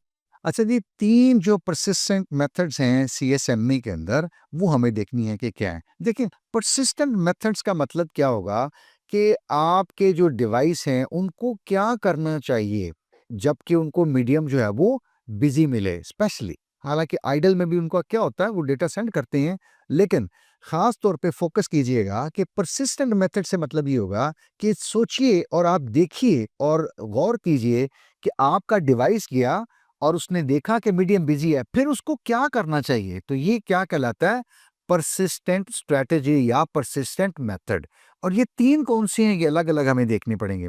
सबसे पहले वन परसिस्टेंट भी कहते हैं इसको, और आई परसिस्टेंट भी कहते हैं। अच्छा, वन परसिस्टेंट या आई परसिस्टेंट क्या है कि डिवाइस आया और उसने कहा जी चेक करो मीडियम बिजी, फिर उसने कहा चेक करो, फिर उसने कहा चेक करो, फिर उसने कहा चेक करो मीडियम बिजी, वो बार बार चेक कर रहा है, ठीक है। इसलिए हम इसको कहते हैं, क्या करो आप, ये कौन सा मेथड हुआ, कॉन्स्टेंटली सेंस का, कॉन्टिन्यूसली सेंस का। वो कॉन्टिन्यूसली सेंस करता जा रहा है। आसान मिसाल से आपको समझाने की कोशिश करूं, एक बंदा है, उसने छुट्टी लेनी है, वो अपने बॉस के पास गया, बॉस जरा बिजी है, वो बार बार कह रहा है सर 1 मिनट मेरी बात सुन ले, sir sir please 1 minute, sir please, sir excuse me, sir please sir. तो वो जान नहीं छोड़ रहा, वो कॉन्टिन्यूसली पूछे जा रहा है, बोले जा रहा है, सेंस कर ही जा रहा है, वो मतलब वो सर को मुतवज्जे करने, जबकि सर तो बिजी है, राइट। तो ये आप कह लीजिए ये क्या हुआ, वन परसिस्टेंट या आई परसिस्टेंट। और जैसे ही सर वहां फ्री मिले, उन्होंने कहा यार अच्छा तू पहले बता तेरा क्या मसला है। तो क्या हुआ, आप ये समझ लीजिए उसकी बात सुनी गई, तो जैसे चैनल उसको आइडल मिला तो डेटा भेज दिया उसने। तो ये क्या है, सबसे आसान आई परसिस्टेंट। अच्छा, आप यहां से क्लियरली देख सकते हैं कि वो बिजी है मीडियम, लेकिन बार बार चेक कर रहा है। तो ये देखें कोलिजन्स कितनी हो रही हैं, तो यहाँ कोलिजन्स का रेट आप अंदाजा कर सकते हैं कितना ज्यादा होगा। Number 2, non persistent. ये नॉन परसिस्टेंट जो है वो आपकी तरह है, आप माशाल्लाह सेंसेबल आदमी हैं। आप गए और आपने देखा, आपने कहा सर मुझे आपसे बात करनी है, आपने देखा वो सर तो बिजी हैं। अब आपने सोचा कि यार मैं 5 मिनट बाद आऊंगा, यानी मैं उस बंदे की तरह वापस बार बार सर सर सर सर नहीं करूंगा, बल्कि कोई बात नहीं, मैं अपनी सीट पर जाता हूँ और मैं 5 मिनट बाद आता हूँ, शायद सर उस वक्त तक फ्री हो जाए। अब 5 मिनट आपने वेट किया और 5 मिनट बाद आप दोबारा आए और आपने फिर देखा सर अभी तक कॉल पे हैं, आप फिर चले गए। आपने कहा यार कोई बात नहीं सर, लगता है कॉल लंबी है, मैं शायद आप 10 मिनट या 15 मिनट बाद आता हूँ, कोई बात नहीं, मेरा ख्याल है किसी मीटिंग में, कोई मसला नहीं। मुमकिन है सर बीच में फ्री हो गए, लेकिन आप 15 मिनट बाद आए और आपने कहा सर अब फ्री हैं, उन्होंने कहा था मैं तो पहले फ्री हो गया था, चले कोई बात नहीं। अब आपने बात अपनी सुनाई, यानी आपने डेटा भेज दिया। आपने वेट किया, उसके बाद फिर सेंस किया और आपको बिजी मिला चैनल, तो आपने फिर वेट किया। तो ये क्या है, नॉन परसिस्टेंट है। सेंस किया, मीडियम बिजी मिला, बैक ऑफ आप कर गए, आपने थोड़ी देर वेट किया, उसके बाद फिर चेक किया, फिर आपको लगा कि चैनल बिजी है, आप फिर बैक ऑफ पे आ गए और शायद अब आपने वेट टाइम ज़्यादा बना लिया अपना और ज़्यादा, उसके बाद आपने देखा और चैनल आपको फ्री मिला, तो उसके बाद फिर आपने क्या कर दिया, डेटा ट्रांसमिट कर दिया। तो ये क्या हुआ, सोफिस्टिकेटेड बंदा था, उसने थोड़ा-सा लिहाज़ रखा, वेल मैनर्ड था, तो ये क्या हुआ, नॉन परसिस्टेंट। जो पी परसिस्टेंट है, ये क्या है, दोनों का एक मिक्सचर है। इसमें क्या हो रहा है कि आप कांस्टेंट जो है वो पूछे जा रहे हैं, पूछे जा रहे हैं, पूछे जा रहे हैं, ठीक है? कांस्टेंट आप सेंस किए जा रहे हैं, जबकि मीडियम आपको क्या मिल रहा है, बिज़ी मिल रहा है। उसके बाद आप क्या करते हैं, जैसे ही मीडियम फ्री मिला, उसमें आपने फिर ये नहीं किया कि फ़ौरन डेटा भेज दिया, नहीं, बल्कि आपने क्या किया, आपने एक रैंडम नंबर जनरेट किया और आपने चेक किया कि वो रैंडम नंबर अगर आपके कंप्यूटर को जो प्रोबेबिलिटी असाइन थी या प्रायोरिटी असाइन थी उससे लेस है, तो आपने फिर क्या किया, डेटा ट्रांसमिट किया। लेकिन अगर ये r is less then p नहीं था, आपने रैंडम नंबर निकाला 3 और आपके सिस्टम को जो प्रायोरिटी असाइन थी वो थी 5, तो 3 इज लेस देन 5, तो आपने डेटा भेज दिया। लेकिन अगर आप 13 निकालते हैं रैंडम नंबर मिसाल के तौर पे, और आपके सिस्टम को प्रायोरिटी असाइन थी 5, तो 13 इज लेस देन 5, तो इसका मतलब है ये गलत हो गया, इसका मतलब आप डेटा नहीं भेज सकते। स्टिल मीडियम फ्री है, लेकिन आपको एक और चीज चेक करनी है, वो क्या है कि your produced random number should be less than the priority assign to your system. अब रैंडम नंबर 2 3 आया तो आप डेटा सेंड कर लीजिए, और लेकिन अगर 7 8 आया जो कि आपकी असाइंड प्रोबेबिलिटी या प्रायोरिटी से ज्यादा है, तो फिर आप डेटा सेंड ना करें, फिर आप वेट करें, और फिर वेट करके दोबारा रैंडम नंबर जनरेट करें, और फिर ये कंडीशन चेक करें। ठीक है, तो ये पी प्रोसेसिंग थोड़ा सा मुश्किल है, थोड़ा सा लेंथी है, लेकिन इसको आप R is less than P को याद रखिएगा कि जो रैंडम नंबर आपने जनरेट किया है उसको छोटा होना चाहिए जो प्रोबेबिलिटी आपको असाइन है, जो प्रायोरिटी आपको असाइन है। जी, तो लास्ट क्वेश्चन हमारा question number 100, what 3 categories of networks available in SONET. SONET में हमारे पास 3 तरह की जो नेटवर्क्स अवेलेबल होते हैं वो कौन से हैं? असल में तो ये 3 तरह की कैटेगरीज हैं, और हमें बतानी है कि बड़ी जो कैटेगरीज हैं जो टॉप पे या हाई लेवल पे वो कौन-कौन सी हैं। तो हमारे पास एक तो लीनियर नेटवर्क्स हो सकते हैं, ठीक है? एक हमने पढ़ा हुआ है कि ये रिंग नेटवर्क्स हो सकते हैं, और एक हमारे पास ये मैश हो सकती है। ये 3 तरह की जो टोपोलॉजीज़ हैं, वो हम यूज़ कर सकती हैं या अवेलेबल हो सकती हैं इन दी सोनेट। आपने ये यकीनन पढ़ा होगा कि लीनियर में हमारे पास क्या हो सकता है, आप पॉइंट टू पॉइंट क्रिएट कर सकते हैं और मल्टी पॉइंट क्रिएट कर सकते हैं, यानी इस तरह के नेटवर्क्स हो सकते हैं। इसी तरह जो सोनेट के अंदर रिंग शेप के या रिंग टाइप के नेटवर्क्स हो सकते हैं, उसमें आपने पढ़ा होगा यूपीएसआर होते हैं और बीएलएसआर होते हैं। और मैश का आपको पता है, आपके पास अगर 5 नोड्स हैं या 5 डिवाइसेस हैं, तो हर एक का दूसरे के साथ कनेक्शन होगा। ये हमारी क्या होती है, मैश नेटवर्क या मैश टोपोलॉजी होती है। ठीक है, तो ये 3 बुनियादी तरह के नेटवर्क्स हैं जो अवेलेबल होते हैं हमारे पास सोनेट के अंदर, यानी लीनियर यानी पॉइंट टू पॉइंट या मल्टी पॉइंट, रिंग जिसमें हमने कहा कि यूएस और बीएल ये एसआर टाइप के नेटवर्क्स हो सकते हैं, और तीसरे मैश टोपोलॉजी जैसे होती है हमारे पास, ये 3 तरह के नेटवर्क्स हो सकते हैं। तो ये था हमारा क्वेश्चन नंबर 100। तो यहाँ पे हमारे 40 क्वेश्चंस कंप्लीट होते हैं आज की सब्जेक्टिव की वीडियो के। आपने एमसीक्यूज का पार्ट भी मिलाएं तो यूं हमारे इस सब्जेक्ट के यहाँ पे 100 क्वेश्चन जो है वो कंप्लीट होते हैं, और इंशाल्लाह आपको ये रवायत जो है वो इस चैनल पे ही मिलेगी कि हर सब्जेक्ट के लिए हम कम से कम आपको 100 क्वेश्चन जो हैं जिसमें रिपीटेड और फ्रेश दोनों तरह के क्वेश्चन शामिल होते हैं, ताकि आपको नए क्वेश्चंस भी दिए जाएं। और कोशिश हम करते हैं कि एक क्वेश्चन में 2-3 चीज़ों को टच करें, और बहुत कोर कॉन्सेप्ट्स हैं वो हर सब्जेक्ट के, उनको आपके साथ रिव्यू करें ताकि आप अच्छी तरह से तैयार होकर जाएं, और हर तरह का जो क्वेश्चन है उसको आप अच्छे तरीके से एड्रेस भी कर सकें। ठीक है, आखिर में आपके वक्त का और आपके तवज्जो का बहुत शुक्रिया।